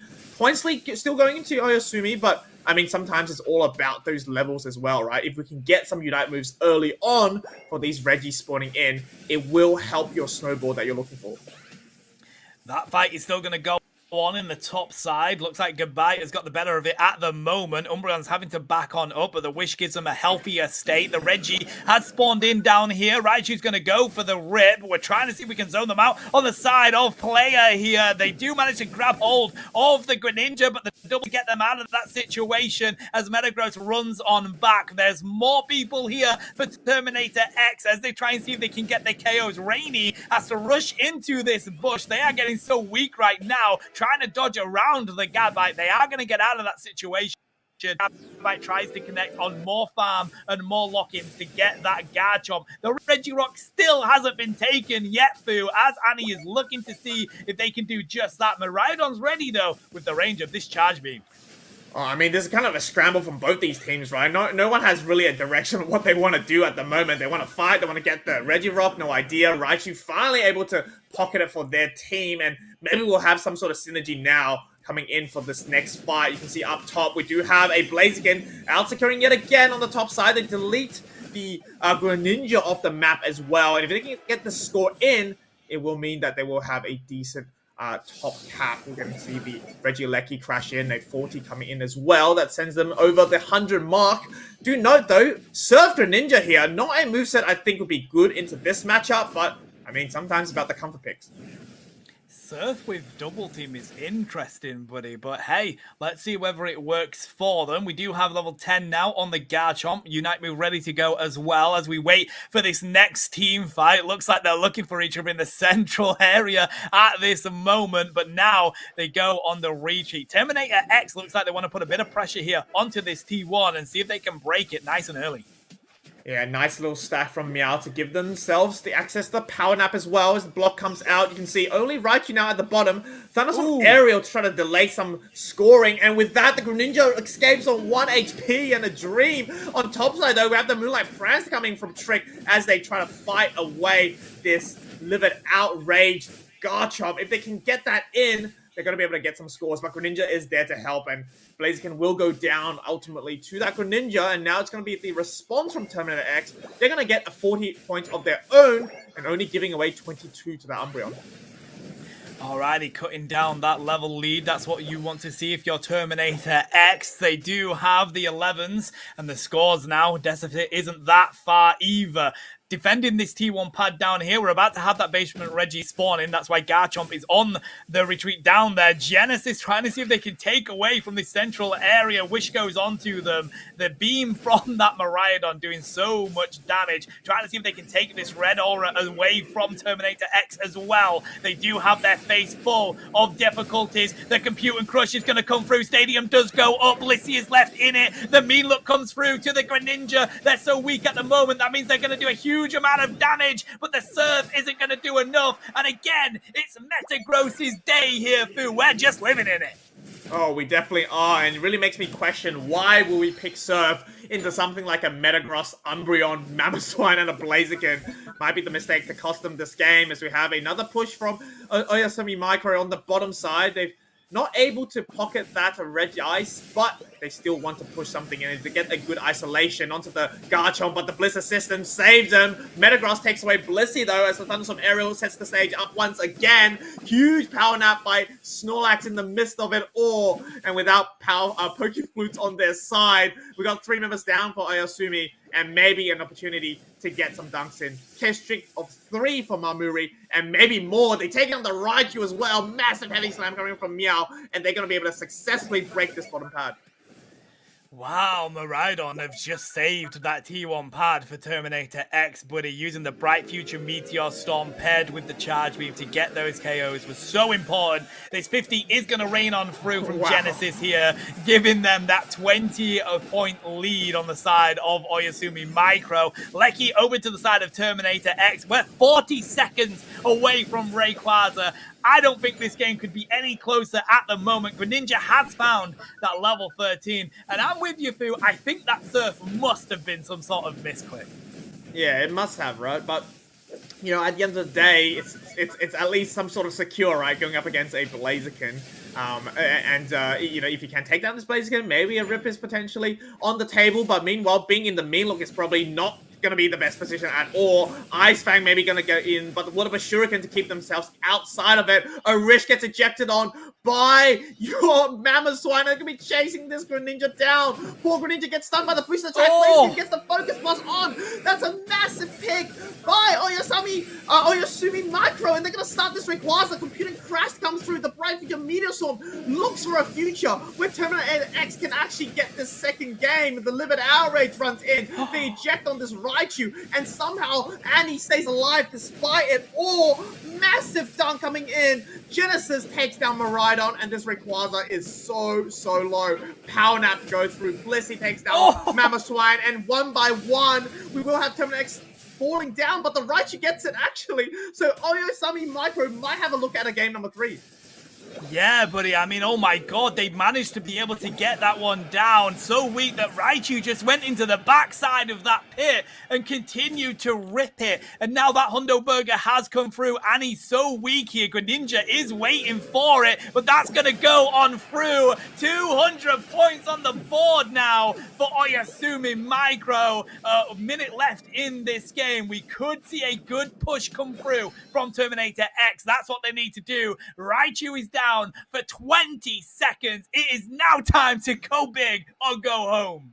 That's exactly right. I mean, Christmas only comes around once a year. You can't expect a game to be provided to you on and on again. You do really need to work for it. And now they've got 40 seconds to work for it. Indeed. Go. Just trying to get their Unite moves back. We do have What About Shuriken available, but Arish can't make the same mistake as they did last time and get caught in something like a Meanlook. Big push coming out from Rainy. Rainy somehow still survives the double team to go through, but ultimately falls down. Thunderstorm Arrows can be good enough coming out from the Raichu to fend off 2 members of Terminator X, and we need a whole lot more scores than just the tiny ones going to the bottom right now. And with 10 seconds remaining, Tano, I think they've sealed the deal coming out from Oyasumi Micro. I think they've gotten this game number 2. Wow. Yes, they do, mate. That is game number 2 to Oyasumi Micro. Yes, it's ridiculous, mate. So, going into this one, it's going to be 1 apiece. Looking for that advantage is both teams. It's a best of 5, mate. It would not surprise me if both of these teams take it all the way. I mean, it wouldn't be fitting for a grand final if it wasn't a bit more resistance coming out from Oyasumi Micro. They needed to win this game to bring it back to a clean slate, didn't they? And Genesis proving that, you know, Metagross probably was worth the ban coming out from the games beforehand, doing 33% of the team's damage. But at the same time, I just feel like Water Breath Shuriken would have been insane there, right? Obviously, getting caught by the Meanlook is not good, but Gren shouldn't ever be in that position anyway. But if you have Shuriken, the healing you get, I mean, work with me here, Terminator X. Play that Shuriken for me. Let's run it back one more game, you know, see where that works. You got games to spare, right? It's a best of 5. Show us how it's done. Yeah, I mean, wow. Okay. I feel like, I mean, they'll have to correct us if we're wrong. I feel like it must have been some sort of misclick to go for the Surf there. But on the other side, you can't continue to give Genesis this Metagross, buddy. They are so good on this Metagross. They just didn't have a way to take it down realistically on the side of Terminator X. It was so difficult to handle, especially when it was paired with that support as well. So I don't know if there's going to be any kind of tweak. Although I feel like maybe if they had the Water Shuriken, maybe it was easier for them to handle it. That might be the difference that Terminator X has to do. But if they don't go for the Greninja again, you've got to think about this Metagross, because I guarantee you Genesis will take it. I mean, Shuriken, let me just tell you, you're outside of the Gyro Ball range, right? The Metagross can't ever get shields off you. It's the best. Why would you ever surf into that? But enough yapping for me as we head into this game. Number 3, Terminator X against Oyasumi Micro. 1 apiece. Blaziken gets banned out this time. That's very interesting. Yeah, okay. So they want to take that away. So many teams put some importance onto this Blaziken here, but Terminator X wants to make sure Oyasumi cannot bring it out as well. Hooper banned out again, no surprises there. They're going to stick with the Inteleon ban on the side of Oyasumi Micro, pairing that with the Suicune. I like that plan, okay? You're not going to ban the Suicune if you're purple side. Force the orange side to do so, because otherwise you're going to pick it. That's exactly right, and it's been the #1 Pokemon to be banned out tonight, right? Ruda is going to be thinking about this Umbreon. They're going to lock it in this time, so we'll have a different Pokemon picked by Trick for this game #3, as Annie thinks about the Raichu as well. But side of Blissey, that is a crazy duo to start this game #3 with. Yeah, that it is. Locking in the core of your team yet again for Oyasumi Micro. I mean, having access to the Psyduck is going to do absolute bits for them, but it's all about what these all-rounders are going to be. It seems like all these teams in this region are really trying to debate which all-rounders they want to come up against each other. Raichu has access here for Terminator X. Is going to take it? No, they're going to rotate onto their all-rounder. I would expect Arish or maybe Mamuri getting access to the Raichu here, Fu, because if you don't, you give it back to Annie. I also don't like the Buzzwole pick here at all. Maybe I'm just playing the bad guy tonight, but it does seem like if you're getting both Blissey, the only other Pokemon that can really cleanse anything that Psyduck does on the opposite team, and then you play a Pokemon that it's so important for you that the enemy team isn't, cleansed, something like a Buzzwole, because if you can't chain anything, the Buzzwole never comes online with its Beast Boost, right? So you're going to rely so much on Mamuri here to do the damage, and that gives them, obviously, your Raichu and your Absol, the burst they can do on it, an incredible space for you to just take down this Buzzwole. And Meow, obviously, going in the Mamoswine is going to be able to relieve some sort of pressure there, but I just don't know what a Buzzwole can do in this situation if you're constantly being dragged by Psychic Surf. And then when you try to grab someone, Tano, guess what? Trick comes in with the Safeguard, and you're just left without someone to hug. So true, mate. Genesis is going to bring out the Absol here, which I'm so excited for. Rainy brings out the Gyarados as well, which has had some recent changes, mate. It's whether it's going to be enough. I mean, Bounce is still pretty strong for the Gyarados, which is always going to be my preferred move set. Despite that, though, Arish is going to get access to this Mimikyu, and we've already seen how good the Mimikyu can be for Terminator X. I am also with you, though. I feel like go on that Buzzwole. Different style of play they're going to have to take from that Garchomp. Being here on the Absol, paired with Annie on the Raichu, does make it a bit difficult to handle the maneuverability that Oyasumi Micro has. It's really interesting as well. We do have Trick running a special attack Specs Blissey. So, are they stacking for the amount of shield or stacking for the amount of heals here? We'll wait to find out, but I do think if you do go heals here, yes, you can heal something from the Miraidon, but Safeguard is just king, isn't it? I mean, there is so many options of crowd control coming out from the Mamoswine, the mean look, the Buzzle grab. If you can just cleanse any of that, it will allow your teammates such as the Raichu to play so much better. And with an Absol also diving into the midst of it all, having a Safeguard to help out, and then the Midnight Slash could deal a whole lot of damage that potentially can win them this game #3. But, I mean, we'll wait for these players to decide how they want to play this game, but it's been incredibly close tonight, Tano. I don't actually know who can take this, because for the first 8 minutes, it doesn't matter how ahead you are. Exactly, mate. And you literally, any team in this tournament could have taken this today, mate. What we've seen is how well these teams contest each other, how closely they battle each other. So it could be anyone's game, mate. I mean, we're one apiece already. It's not like one team has much more benefit over the other. As we go on into game 3 here, Terminator X here on your purple side, Oyasumi Micro on your orange side. Do have to say, though, if Oyasumi Micro wins tonight, that will mean that Rainy single-handedly has brought them that opportunity, because if they didn't steal that Rayquaza in those games beforehand, we wouldn't be in this position. So Meow going to be running at the enemy's central area. You can see the blue bus already being taken by the Absol, but they seem to be oblivious to the little bit of daylight robbery happening here. They finally see Meow coming in. We'll see which is the better of them there, as the full heal will go through. Absol, not going to be able to have access to its level 5 move. Might actually struggle into this lineup. Yeah, there's just no way that an Absol by themselves is going to be able to handle a swing up here, buddy. Psyduck does come on in to provide that assistance. The red aura has been taken away to the fact where Genesis just says, you know what, you got away with it, buddy. I'm going into the top lane. Yeah, I mean, the damage has already been done, right? Level 4 Absol is going to do really nothing compared to something Arish can impart on with the Mimikyu. They trap in player, and there goes the duck. Back to the Pokemon Center you go. And with that, they also pick off Absol as well. So not only did the central area invade go well, they are going to be able to leave that top hat on 21. And this Magikarp, still struggling to jump over the waterfall, might have some company yet again. Yeah, you don't want your Magikarp to not be Gyarados before the 8-minute mark. They're trying to see if they can stop that, but this KO would be the difference if Magikarp can find it. The X-Speed comes out, buddy, and Umbreon looks like they're gonna get away. Magikarp backs away from it, but Absol does find the KO. We're about to hit the 8-minute mark here, waiting for Gyarados to come online, but Terminator X have gone really aggressive in these early stages here, Fu. Definitely. I mean, that's what you need to do in this game number 3. Gyarados finally comes online from Rainy, but they're going to be able to give up all those middle Altaria family to the side of Terminator X. Andy now trapped in the mean look, has to quickly call for help as the Psyduck Headache able to successfully push away Rudra, but with the Sheninja Doll so masterfully played, they avoid the onslaught of the Mimikyu, but however, the Absol will get also taken down there. So Keshika 2 for Arish nonetheless, and that allows them to surge past that 100 mark. You can see the Gyarados not even caring about what's happening around the map, knows that it needs the levels, knows it's been behind this entire game, rather give away the pads, but at least they can get their levels.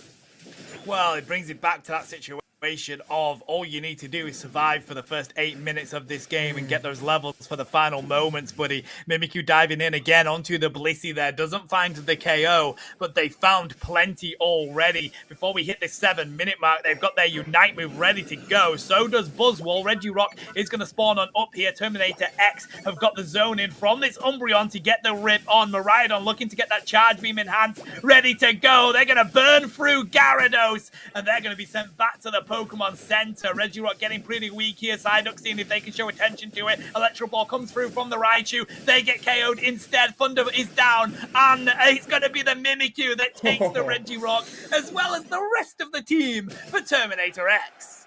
Yeah, much better gameplay coming out from Terminator X in this early portions of our third game. You can see that they have now 2 level 10s in the Psyduck, and the Bliss on the side of Oyasumi Micro only level 6s. So a lot of work to be done if you are them, but comeback mechanic is going to be a favor for them if they can get a good engage once they have something like a Bliss Unite or a Psyduck Unite, or maybe the Gyarados Unite. They might be able to turn this around if they can get a good pick on that Mimikyu. So far, though, the problem has been this mean look for Oyasumi. Anyone that gets caught in it just gets quickly dived in.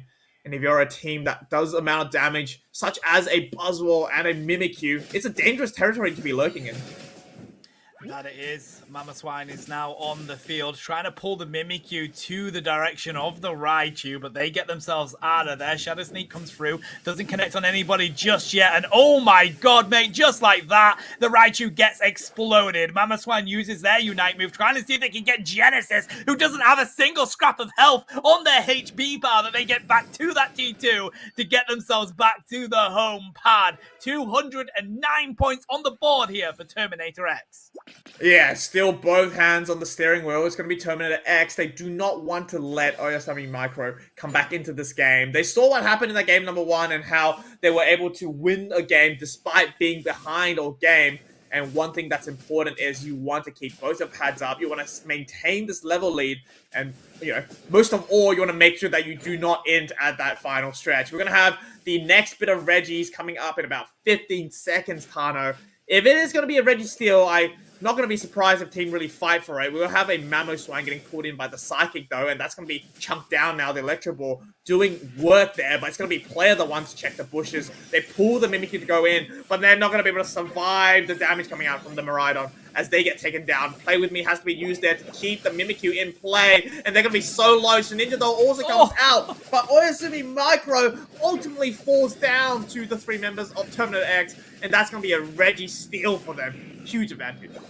buddy, I mean, Mimikyu was down to like 1 HP until they used Play With Me, and then they came off it and were still so weak, but they get the double KO. They just couldn't be taken down. A great effort there, showing how actually they have the great micro right now. Absol looking for more farm here in the central area. Mama Swan showing their face to it, but now we have managed to score points on the side of Oyasumi Micro, but 840 on the board to 209. Not going to be too different as we get down to the final stretch, but it's these levels they need to be looking for. Raichu looking for the KOs here as well. Midnight Slash comes out from the Absol, doesn't connect onto anybody actually, and they have to go for the retreat here, not being able to get any KOs out of that.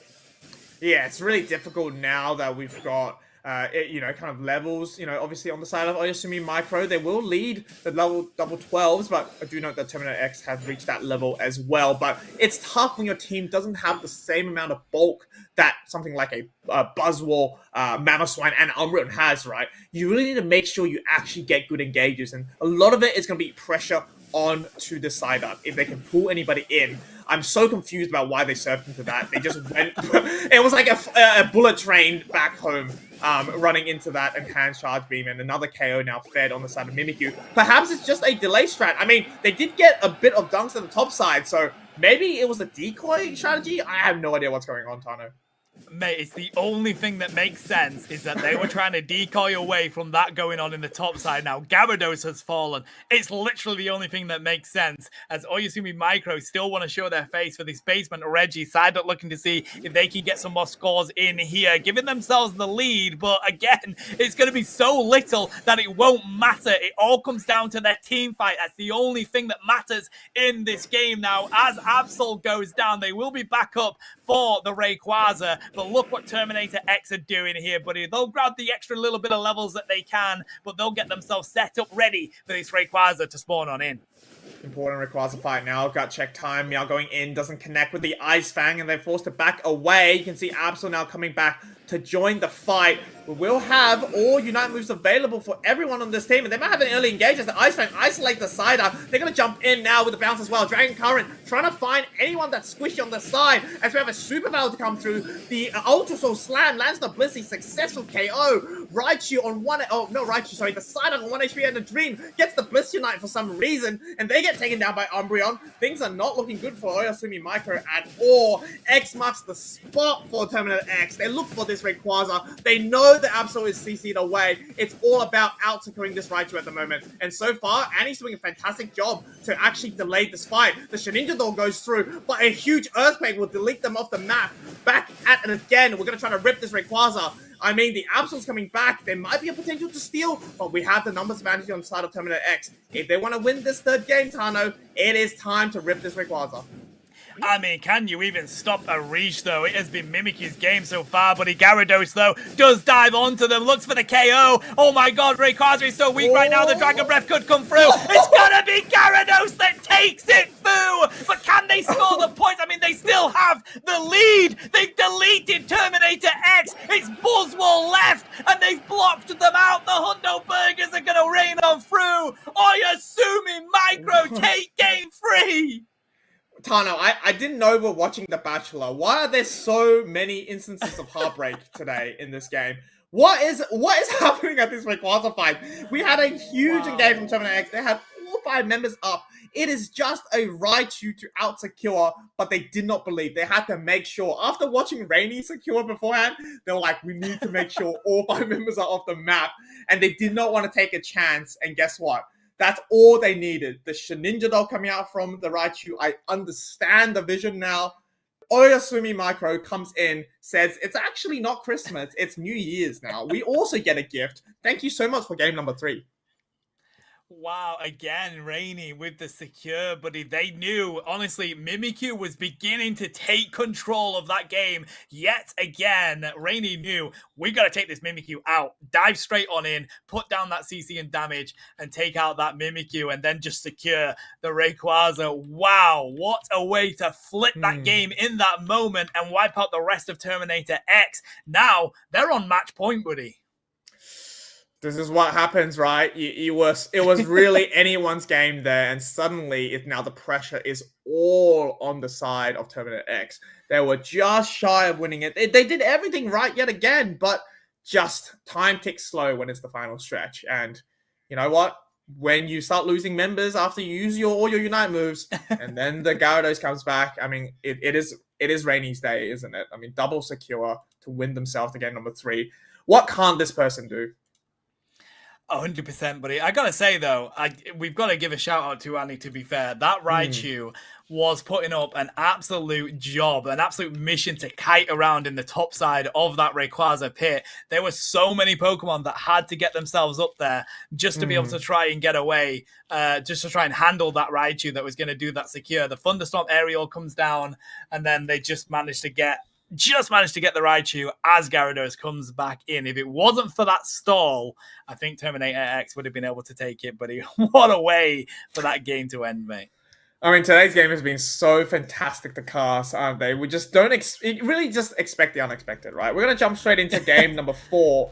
I mean, if it goes to that game number 5 because of some Rayquaza fire, it's going to be so hilarious. But we're going to see what these teams are going to be batting out to start this game number 4 with Psyduck being chosen now from Oyasumi Micro. Okay, they don't want to play with that Pokemon as per usual. Suicune probably going to be the other one, right? Coming out from Terminator X? Yes, it is.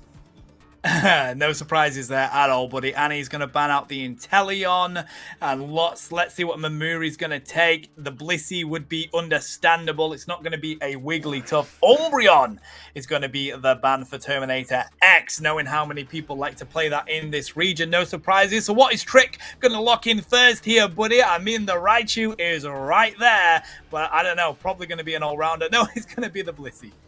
Yeah, I can't even guess anymore tonight. I mean, I feel like this, the players tonight in these teams, they play whatever they want, and I understand it. You know, do what makes you feel comfortable and gives yourself the best chance of winning this game number 4. Trick on the Hooper once again. This is a really good first pick. It doesn't give away too much, and it shows the enemy team that they've got that macro pressure, right? They can set the tempo with some scores as well. You guys can pick up the Snorlax this time, and a Buzzwole comes out first for Terminator X. I mean, I know both teams like to use the Buzzwole, but I'm so fascinated by how early these picks are coming through here. Fu. The Buzzwole and the Blaziken are so important in this region that they get taken so early, but instead, Oyasumi Micro are going to lock in the Mamoswine, and Annie gets access to the Raichu. Yet again, it's fascinating that Terminator X don't seem to care that Annie gets on this Raichu and causes so much disruption for them, but Arish is going to lock in the Talon, good counter at least, for trying to handle that Trick and Annie with those Pokemon. Yeah, Talonflame is definitely going to put way more pressure on this Raichu because it's free access over the Mamoswine and any other front line that Oyasumi Micro is going to throw at them. And with something like a Bliss Unite, you can really chain a great path of damage and stun. Genesis allows themselves to play Metagross again if they want to. I mean, with a core of Blissey, Buzzwole, and Snorlax, it's not a bad pick at all. Rainy, obviously, coming off the high of securing yet another Rayquaza, will be locking in that Gyarados once again. So, the strategy, yet again, is help this Magikarp come online early on. You know the early game's not that bad with this Raichu, but, I mean, with Buzzwole, Snorlax, and Talonflame, all very early game Pokemon, it's not going to be an easier task. I feel like Oyasumi Micro have a better comp here at the moment, but I know Mamuri is going to be difficult for them to break through onto, but we know how difficult Genesis has been to handle on this Metagross. Rainy putting a shift in those final moments there on that Gyarados, but I just feel like over on the side of Terminator X, they don't have a great deal that can handle Genesis here, buddy. They've got the X-Speed, the Gyro Ball. If that's going to be a Trick Hoople, though, we've been seeing plenty of Phantom Force here, and even if it is, I just think that Terminator X are going to have a very difficult job of breaking through these all-rounders, especially Genesis on that Metagross. Yeah, I'm surprised as well, because this is, tournament point for Terminator X, right? So, I mean, if you want to play, I guess, Pokemons that maybe not have the best matchup, is it just pure comfort then to go in? Because if you lose this game, it's really game over, isn't it? I mean, this is really the end of today's tournament. The winner will be receiving a huge amount of money, 25,000 rupees. And I mean, I can only see that in my currency, obviously. It's 450, and that's a lot of money. That's a lot of holowares, man. And from what I've heard, right, the next battle pass looks to be pretty good. It got shown yesterday online. So, if you're Clefable fans, if you're Lapras, Gardevoir, Azumarill fans, that's going to be a bit of money to use for that aspect. But, I mean, that's just a daydream for me. We're going to go back into this game, number 4. And you can tell I'm already a bit delusional when I think about money. But anyway, back to you, Tano, as I'm going to stop yapping. I mean, buddy, we're going into what could possibly be the last game of the day. If Oyasumi Micro can take it away, or will Terminator X push us to the wire for the final game? It is going to be that Magikarp in the top side against the Buzzwole Hooper there with the red buff to provide that assistance. If the Magikarp can find a KO, they will be online with Gyarados so early. Blissey has to go back to the Citrus Berries here, trying to see if they can take this farm away from the Buzzwole lock-in. They don't. They get the 5. Goat might want to go for some more stacks here, but they decide to retreat here, Boo. Yeah, retreating is important just in case someone comes in, but Metagross is still going to be a little bit delayed. The main important thing is not to get baited, right, in the early game, especially in the presence of a Magikarp. If you do get KO'd, it will allow them to become that Gyarados so much earlier on. We're going to actually have a really aggressive positioning coming out from Oyasumi Micro. They're looking for maybe a Snorlax pick if possible. Big stun on the Snorlax, but they're going to be able to run back in. And with the Hooper Portal not able to save player, they're going to quickly back out as well. Meanwhile, all the birds are going to be taken by Arish. That means that they can take out this as well. And as people keep punching in, we will have Arish going in one more time. But big portal now to save everybody. Will they come back, though? They actually make the mistake of coming back, and there goes Hooper. Why in the world would you ever come back there, Tano? Bro, why would you come back? I mean, the rest of the team decided not to. That is ridiculous, mate. Now Talonflame is online already. The Buzzwole was getting pretty weak. Does get frozen here by the Swinub. Looking for that KO out of Magikarp. Very close to becoming Gyarados, but Arish is just waiting for the right moment to dive on in as the Talonflame again. It is going to be Brave Bird paired with the Aerial Ace. Metang gets sent back to the Pokemon Center. In these early stages here, Fu, it is all Terminator X.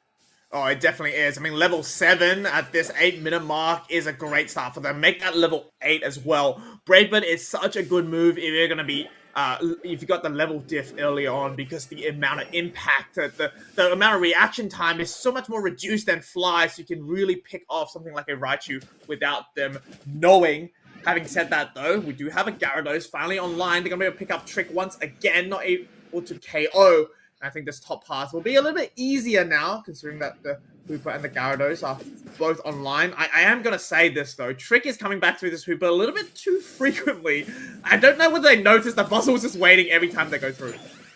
Yeah, they know that they're going to continue to come on back, so they're just waiting for the opportune moment, buddy. I mean, Metang has had to come and take this basement lane here because of the pressure that Terminator X has had up there. Flame Sweep comes through, and they're going to be able to put the pressure onto this T1 goal. Oh, nice effort there from the Gyarados, trying to dive into the Miraidon. Is the Dragon Breath going to be there? No, it isn't. It's still on cooldown, and instead, the damage gets flipped on them, buddy, and they get KO'd. Registeel is here. It's down to half health. Looks like they're going to try and zone out this Snorlax here on the side of the Metang as Raichu continues to try and go for the rip. There goes the Brave Bird. Were they able to take it? Yes, they do. Registeel 2, Oyasumi Micro. As it seems like Talonflame was looking for more. They get taken out. Thunderstorm Aerial goes down. And Oyasumi Micro finally has a moment of brilliance in this game. Wow, did you see that Snorlax Heavy Slam that stopped 3 people from not portaling? Unfortunately, the Miraidon wasn't there to get the KO. So actually, Oyasumi Micro gets away with both the basement Reggie and also their HP as well. Goat has to quickly leave now, being chunked down by the Raichu. They're going to pivot up in that top path where the Gyarados is going to be waiting.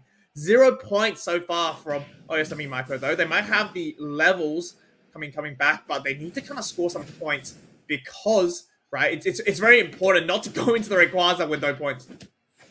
Oh, Rainy has been kind of left up creek without a paddle there, buddy. Unfortunately, Buzzwole gets the smackdown onto them, and then Talonflame finishes it off. Compute and Crush comes through to take down the Snorlax, but Mamiri is just going to sit back here and rain down that damage. So we do see Genesis put the pressure on. They try and see if they can find the KO, but they aren't able to get the 22 in because of that Thunder to rain down. Thanks to the Miraidon, they do find a couple of points to get into that T1, but it won't matter at the moment. 146 points for Terminator X as they get the Regieleki as well. Flame Sweep comes through. Oh, what a Ninja Doll by the Raichu to keep themselves in this fight at the moment. But again, this is the power of Talonflame, buddy, continuing to find these important KOs. Hooper taken down here. The Bliss Assistance comes through to keep them here. And Piloswine falls as well. One by one, Terminator X is deleting Oyasumi Micro off this T1 pad. Yeah, and the worst case scenario as well has just happened up in the top side. The Regieleki walked in as well, so now we get a rotation coming out from Terminator X. Big heavy slam to stop the Hooper though, so the Ring to Bound must come out. This is a really dangerous position for the team to come through, but despite that, they will all come through anyway. No one's actually looking to score up in the top side. Perhaps a lack of points, not too sure, but Genesis is going to go in and take out this Miraidon. We have now the top pad only on a small bit of 23. If Terminator X can break this, there is definitely going to be a danger in the form of a Regieleki walking to the home pad. Yeah, getting that before the 4-minute mark means another one will be here. Regirock is going to go to the side of Oyasumi Micro. If they can just hold out here, buddy, they can make it matter at the Rayquaza fight. There is over 100 points between these two teams right now, but in the final stretch, that won't make a difference. It's all about these levels now and keeping yourself in this game for that 2-minute mark. Terminator X have been incredibly impressive here with the early game from the Talonflame making the difference and limiting what Genesis and Rainy can do on those all-rounders.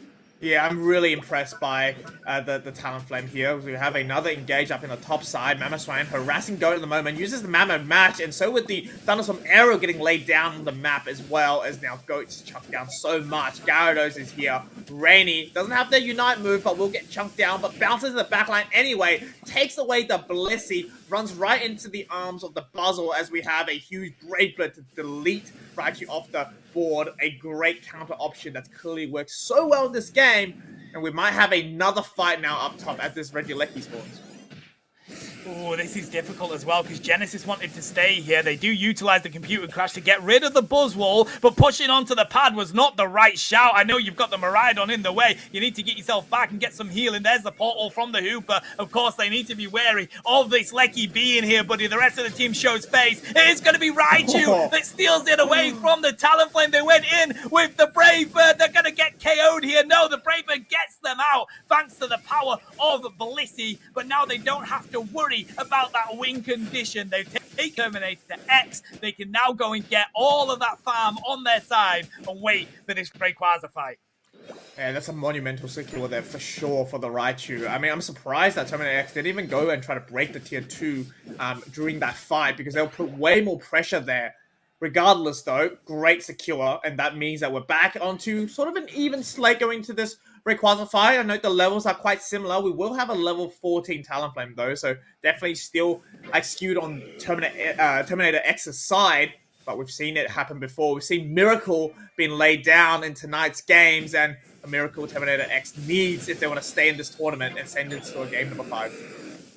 Well, one thing's for sure, having that T1 up is going to make it harder for Terminator X to defend if that Rayquaza comes through, buddy. That's an easy Hundo Burger. Dragon Current doesn't connect with anything, though, so Oyasumi Micro on the back foot here. Compute and Crush has to go on up. Doesn't come through with a Stadium, though, as the disruption is there. Bright Future Meteor Storm comes on down. There's the Thunderstorm Aerial to boot as well. They haven't got a single KO, though, on the side of Oyasumi Micro. Looks like Raichu's going to go back to get that healing, whilst in the meantime, Mamoswine has been taken down. Terminator X with the advantage now. Wants to go get some damage onto the Rayquaza as Goat dives on into the central area here. Looking for those important KOs. Bounce does come through. There's the Swole Slam going onto the Metagross, and they're going to be taking the Brave Bird from the Talonflame. Flame Sweep comes on through. Rainy's gonna have to try and run away, but it looks like Terminator X has zoned out Oyasumi Micro from this Rayquaza foo. If they don't get the Gyarados, though, they have to be weary from Rainy Secures.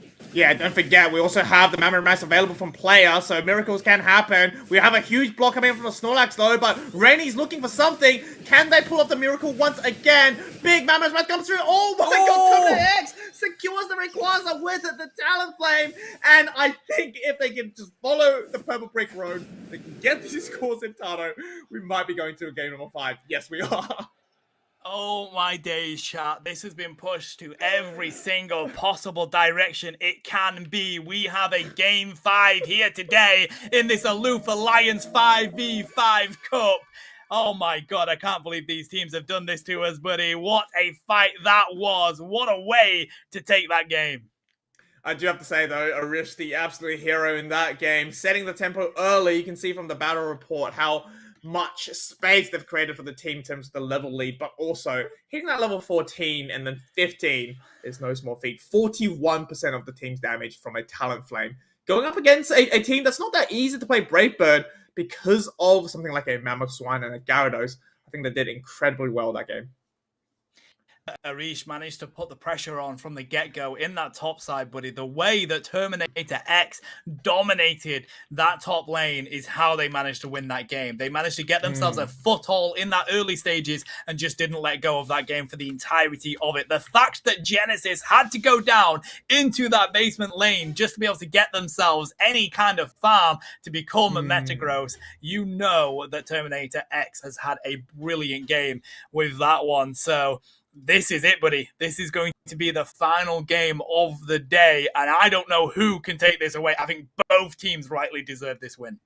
Absolutely. I think they've put on an absolute great show tonight for us, and regardless of whatever happens, we now know for sure it is going to be one last game. There's no do-overs anymore. The next 15 minutes will change one of these teams' lives, and whether it is the bragging rights, right, the money, or just the fact that, from my understanding, Aloof Alliance is a Discord. Maybe there's a special role that's given out, right?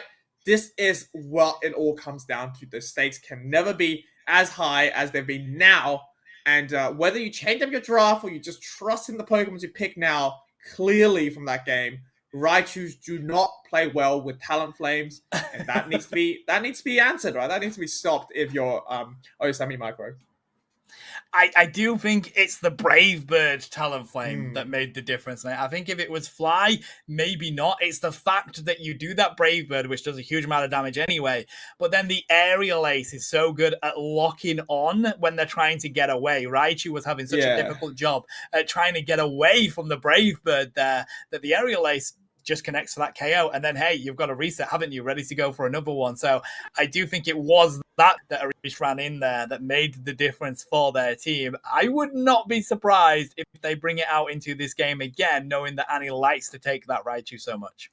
Yeah, and I think the Umbreon ban also makes it easier as well, right? If you're Talent Flame, I mean, the difference between a Fly Talent Flame and a Brave Talent Flame is you've got Flame Charge if you're Fly to get out, or you've got something like Fly to instantly get yourself out. Whereas Brave Bird is really I'm going to commit everything to this combo, right? If I go in, I Aero Ace, that's it. Like, if I don't KO, I don't think I'm coming out of that fight. So for the Talent Flame to trust themselves so much and have the confidence to go in, I think not having an Umbreon there at the back of the mind just really helped out with that confidence, right? So, I mean, we might see the same thing happen in this fifth game or not.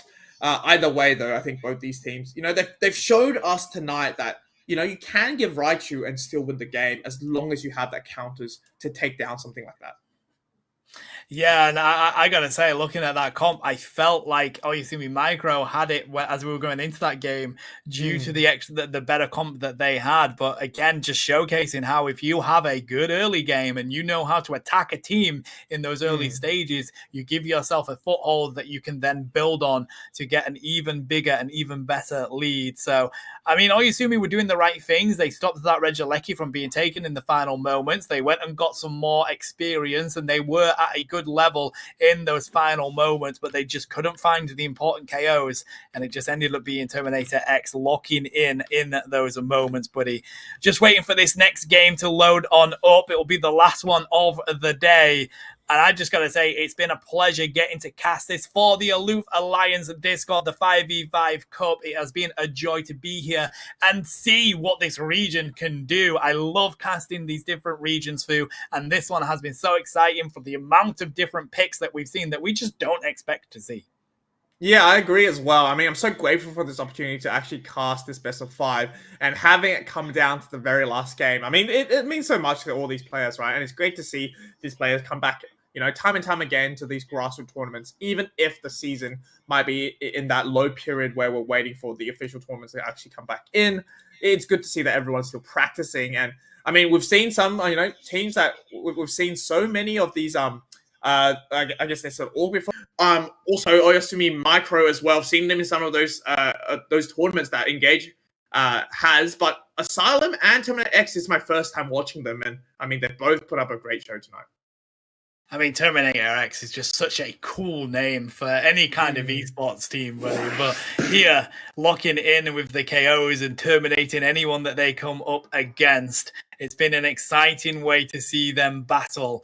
And every team has done so well here today. It's one of those where you only have a small opportunity of error before you end up getting taken out of the tournament. And it's these two that have come out on top. Now, looks like we are just waiting for it to kick on off, chat. We're basically running out of things to yap about. I just want to see what they bring into this game, mate. The Talonflame was so exciting. I want to see what Oyasumi are going to do to try and counter that.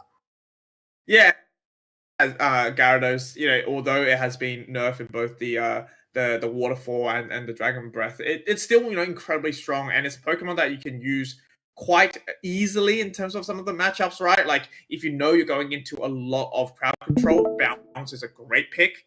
And that's going to allow you to really bait out a lot of these moves. But we'll just check in with production to see what is the hold-up for the game. But I'm sure, folks, we're going to be able to get you guys the 5th game very, very soon. Actually, while we wait for that, maybe we'll send it to a break if production can as we get regrouped. Don't worry, folks. We're going to have that final game ready for you guys incredibly soon. So we'll be right back. Take this moment to prepare yourselves for an incredible game number 5.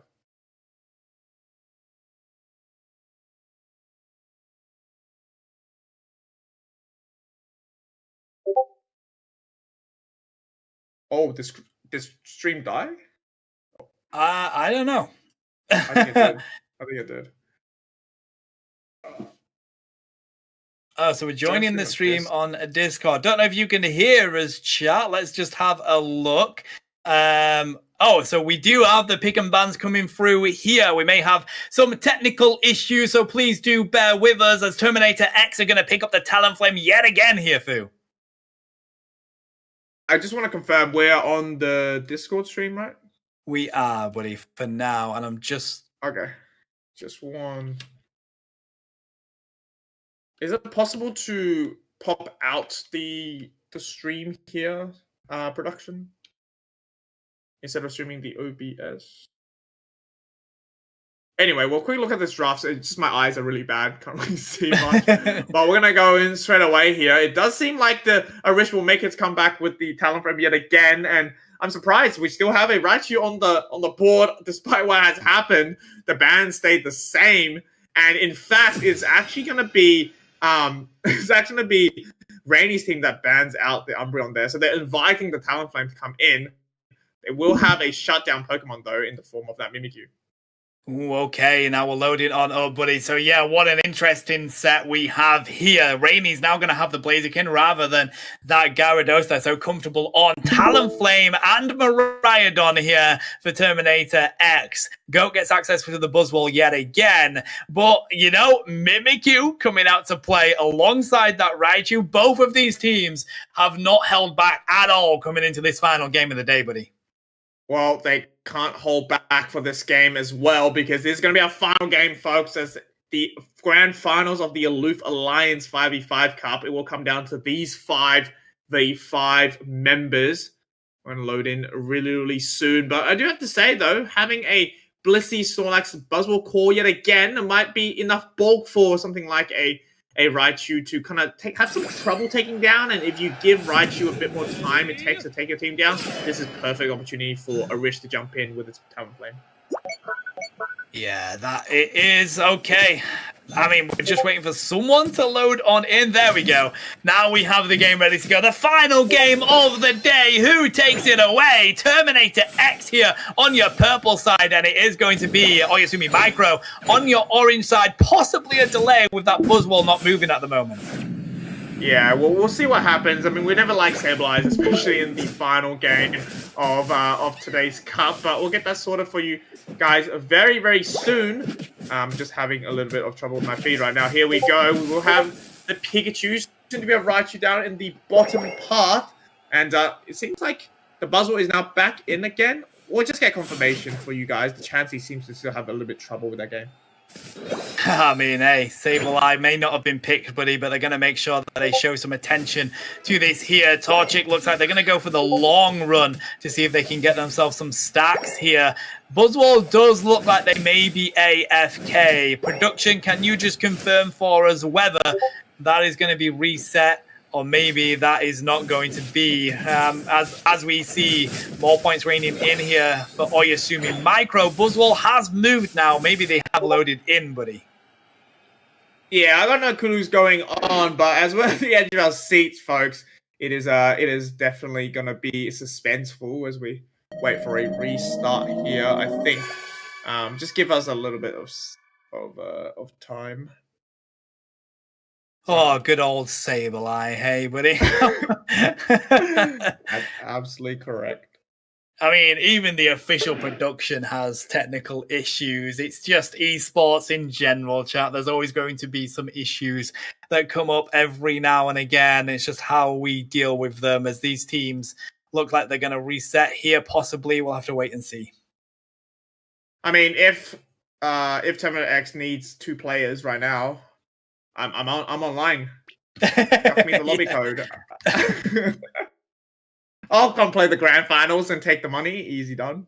But yeah, folks, just hold on with us as we get this sorted. Looks like everyone's having a bit of issues. I mean, yeah, we're having issues. They're having issues. Everybody's having issues at the moment. I mean, it's typical that it goes all the way to the final game and then all these issues kick on off, right? Yeah, that's the way it goes sometimes. We might just need to just broadcast this game in a little bit while these teams get sorted out. Let's just check what is going on.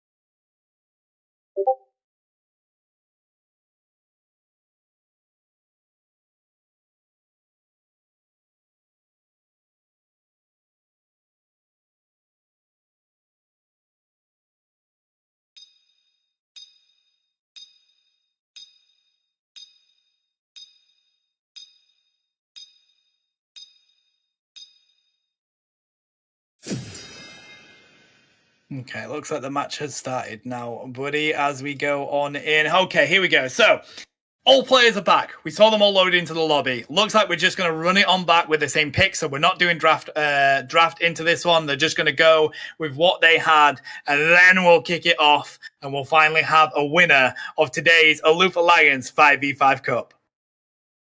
Oh, there we go. Okay, I've got the stream up as well. Let's get it done. Annie coming back with the Ninja Doll Raichu once again. And as we mentioned before, this is going to be the final game. So, I mean, for the team that has obviously a better early game, such as Terminator X, it's important they do a repeat of what happened last game, right? Just as soon as you're online on that for Chilinda, you go in, you look for your level 7s, and you just know you don't stop from there. And that's going to make it so hard for something like a Blaziken to come online. And if it comes online later, Tano, it's going to be an easy game for that late game. That's what you'd hope if you're Terminator X. Yeah, so true, buddy. I mean, it is going to be a Mimikyu and a Talonflame that are going to be coming on into those lanes, so that's going to be a lot of pressure from both Pokemon for their respective sides, as Goat looks like they want to try and see if they can take this away from Torchic. Makes the wise decision that no, they won't be able to, and backs on up. Ruda's going to be the first one to score some points here. 6 on the board already for Terminator X, as we wait for some sort of engagement going on with Buzzwole in the central area here, buddy. Yeah, Buzzwole's trying to see if there's anyone invading, you know, just to be careful of what happened beforehand. But we're gonna have now a pan onto the bottom side. Meow is gonna have the Flacinda actually approaching this bot path, which I think is gonna be a little bit interesting. Not sure what Goat is doing. Maybe he's having some connection issues as well, but definitely not a game you want to have a bit of lag on. It is going to be the grand finals today. They're going to be making their way back up. Maybe they've sold themselves. Not too really sure what's going on, but rules out the window anyway today, as we have now Talonflame now on the top side. Arish has a look at the bottom side, picks up the top side as well, as we have all members coming in now from Terminator X. They're going to be able to chunk down this Torchic as well. I mean, things are going good again for Terminator X. Yeah, that they are. Continue to rein in these points already. Mimikyu is now here. Play Rough is going to be the move of call from Genesis. They haven't found the KO, and this farm is going to go back to the side of Terminator X. It seems like they've got all the advantage right now, with Buzzwole not really being in this fight. They must be having some sort of connection issues continuing to go on here, Phil. Yeah, it's just a bit unfortunate, right? Things happen like that. I mean, maybe if they somehow win this game, they can use the prize money to get a better connection. I have no idea what to say, but what I do know is, regardless of the Buzzwole not being there, we have a Keshica 3 coming out from a Rhydon. What is happening in today's games? I cannot expect anything anymore. Honestly, we should just fast forward to the last 2 minutes and flip a coin to see who actually takes it out, because so far it's been so unpredictable. I mean, right now, Terminator X are playing a player down with the connection issues. We have restarted the game once for them already, and they were in past that minute mark, buddy. So I believe we are just going to continue to play on now. Free KO for Miraidon. They may be a player down with the connection issues they're having, but it doesn't seem to be making that much of a difference as they continue to get these KOs and points raining on in. Yeah, good connect onto the Mimikyu, but massive heavy slam coming out from Meow will delay that. Actually take down them the Mimikyu as well. On the top side, stacks galore for a Buzzwole that's unconfirmed whether they're actually a real player or not. Regardless, good work from them from making that pad low. We're going up against the Hooper. We're going to break that pad early, Tano, to stop this highway from its full effect.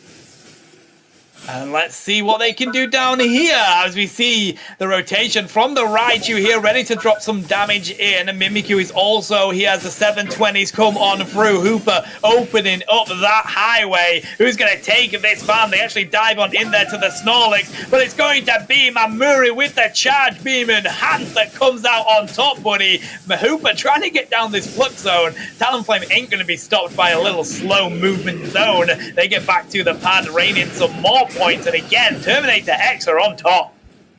Yeah, they are, and once again, it's so important for Arish to survive some of these ordeals. They will have the eggs coming out from the Blissey, though, so that'll help out majorly, as we have now a seed down in the bottom part. They've done the job in the top side. It's time to dunk some in this bottom side as well. Block coming out from Meow. They're going to be able to try to get any dunks in, but I think Trick is doing a fantastic job just to delay it, but unfortunately the inevitable has happened. 31 goes through, not enough to break, unfortunately, and meanwhile on the top side, Mimikyu gets some sort of consolation prize, some Fury stacks for themselves as well. Buzzwole is there to stop that from happening anymore.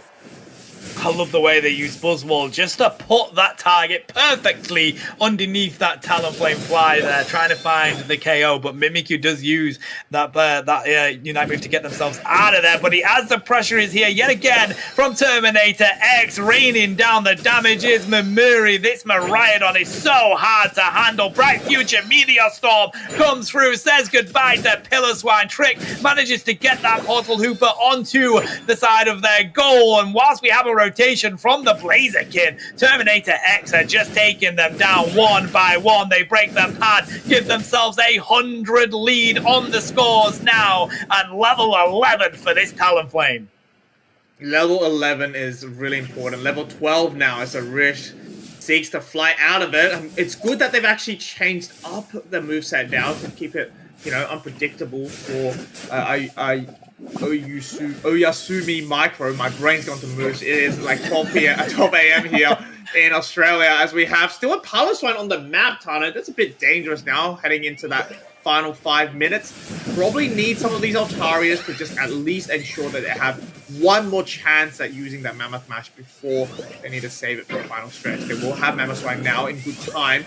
Reggie Rock down in the bottom side. Heavy slam onto the Mamo as player struggles to get in there. Brings the Boundary come out. That brings everyone in. And he doesn't even wait for the Thunderstorm area to go through. They want to chunk it down. Successful pocketing of that Reggie Rock, as now we have a Talonflame coming in. Doesn't seem like Oyasumi is going to be pushing this at all. Interesting decision making as the fly comes through. Doesn't connect on the Blaze Skin, but the Flame Stream might be able to push it in already. The portal's just able to save these two. Now, Trick, you cannot come back from this portal. I'm begging you. They've learned from their previous mistakes, buddy, as they go up to the top side here. Mammoth Flash coming through, tries to use Buzzwole, and they steal the Regieleki away from Goat, who actually might be a bot at this moment there, but they do get the KO. Mimikyu finds Talonflame as well, and finally Oyasumi Macro have themselves the advantage in this game for a moment. They are still down in regards to the points. They're going to score them in that T2, but they are going to be able to defend this T1 on the side of Terminator X. What is happening right now? We might have a siege on this bottom pad as well, but I do have to say, it's just so much disrespect when you use the enemy team to get the secure, right? And that's exactly what Mamo did there. And I think, yeah, while Buzzwole is having some problems to come back in, still in the lead, it's going to be Terminator X, though. So they've done really well despite what's happening with that Buzzwole player. But I spoke a little bit too soon as Genesis gets a huge 45 down in the top pad there. Buzzwole finally coming back in. Might be finally fixed up that save light connection as Fly will come through and just pad up the levels a little bit more. Don't see another fight happening anymore before the final stretch, Tano. And we'll finally find out who is going to be the winner of the Aloof Alliance Cup. I gotta say, buddy, despite the fact they've been a player down for the entirety of this, they're winning nearly every single team fight on the side of Terminator X. We're 30 seconds away from Rayquaza being here. I think Buzzwole is finally back in this game, but the fact that they've been able to hold on out, I mean, they're only 34 points down here, and that just happened in the final moments with Buzzwole not being able to jump on up. But levels-wise, they're definitely in this game, and they've been winning these team fights. 10 seconds to go here, buddy, and we'll finally have our champions of the Aloof Alliance Cup. We'll see what happens now. Heavy slam, and this is the isolation they were looking for. Player gets bounced and blocked away from the portals. They're not going to be able to hold it on as they eject down to the Maraudon. It's not going to be enough. And actually, let's just rip the Rayquaza for fun. This is the final game anyway. We're going to rip it in. The fly comes through early, but it's actually going to be on the side of the Mamoswine, which is Oyasumi Micro. Takes it away. Rainy has absolutely been the game changer in those earlier games, and guess what? They have earned themselves a win in the final game of the Grand Finals, Tano. It is going to be Oyasumi Micro winning the Aloof Alliance Cup. What an effort, mate. I feel like that was good from the Miraidon to rain down the Bright Future Meteor Storm, and it could have gone anyone's way, but it is going to be the lock-in by none other than Rainy that takes this one for Oyasumi Micro. We have 1 minute and 10 seconds left, but with Buzzwole still not being here, 600 points on the board for Oyasumi, not enough change on the field for Terminator X to win this one. It looks like Oyasumi Micro are going to be your Aloof Alliance 5v5 Cup champions today. What a huge run of this tournament. I mean, I just want to say, though, these players, regardless of what the result is for the team, they have played absolutely brilliantly. Obviously, having a bit of connection issues at the last game is definitely not ideal, but I do have to say, though, Terminator X should be very proud of themselves for how they played today. And with that last Hooper Unite, it might just seal the deal if it hasn't been already. What a huge performance. The white flag has been raised, and that will mean the winner is confirmed. Big congratulations from us to Oyasumi Micro. What a wonderful performance. Great way to end off winning the Aloof Alliance Cup. Yeah, I mean, they went on a journey through it, buddy. We had so many game threes coming out of them there, all the way to a game 5 for this one. But they do manage to take it away. Wow. I just hope that you've enjoyed these games today, chat. We've very much enjoyed bringing you the action live here on the Engage GG YouTube. Thank you for hitting the 1K subs as well, by the way. But a huge thank you to all of the teams taking part in this tournament, and a huge congratulations to none other than Oyasumi Micro for being able to take this one away, Fu. And I think that's going to be it for today's stream. I want to give a quick shout out to the people that made it happen. Obviously, Zen and Nanala Gamer or Dragon have been integral to making sure the production goes through. Obviously, coming from Engage, but also Aloof Alliance for partnering with Engage to make sure that they've got that huge amount of prize money for the winners today. I mean, top 3 is massive there for the prize money. And also, thank you, Lobo and Tano yourself, for casting all the way until the end. It's been... Well, we really played every single game possible today. I think it seemed like that towards the end, but yet again, I hope everyone had massive amount of enjoyment watching it. If you guys, also have lost your jaw, hit me up if you ever find yours. Still looking for mine. But that's gonna be it from us today, and thank you guys so much yet again for the 1K subs. We'll see you guys next time. Catch ya.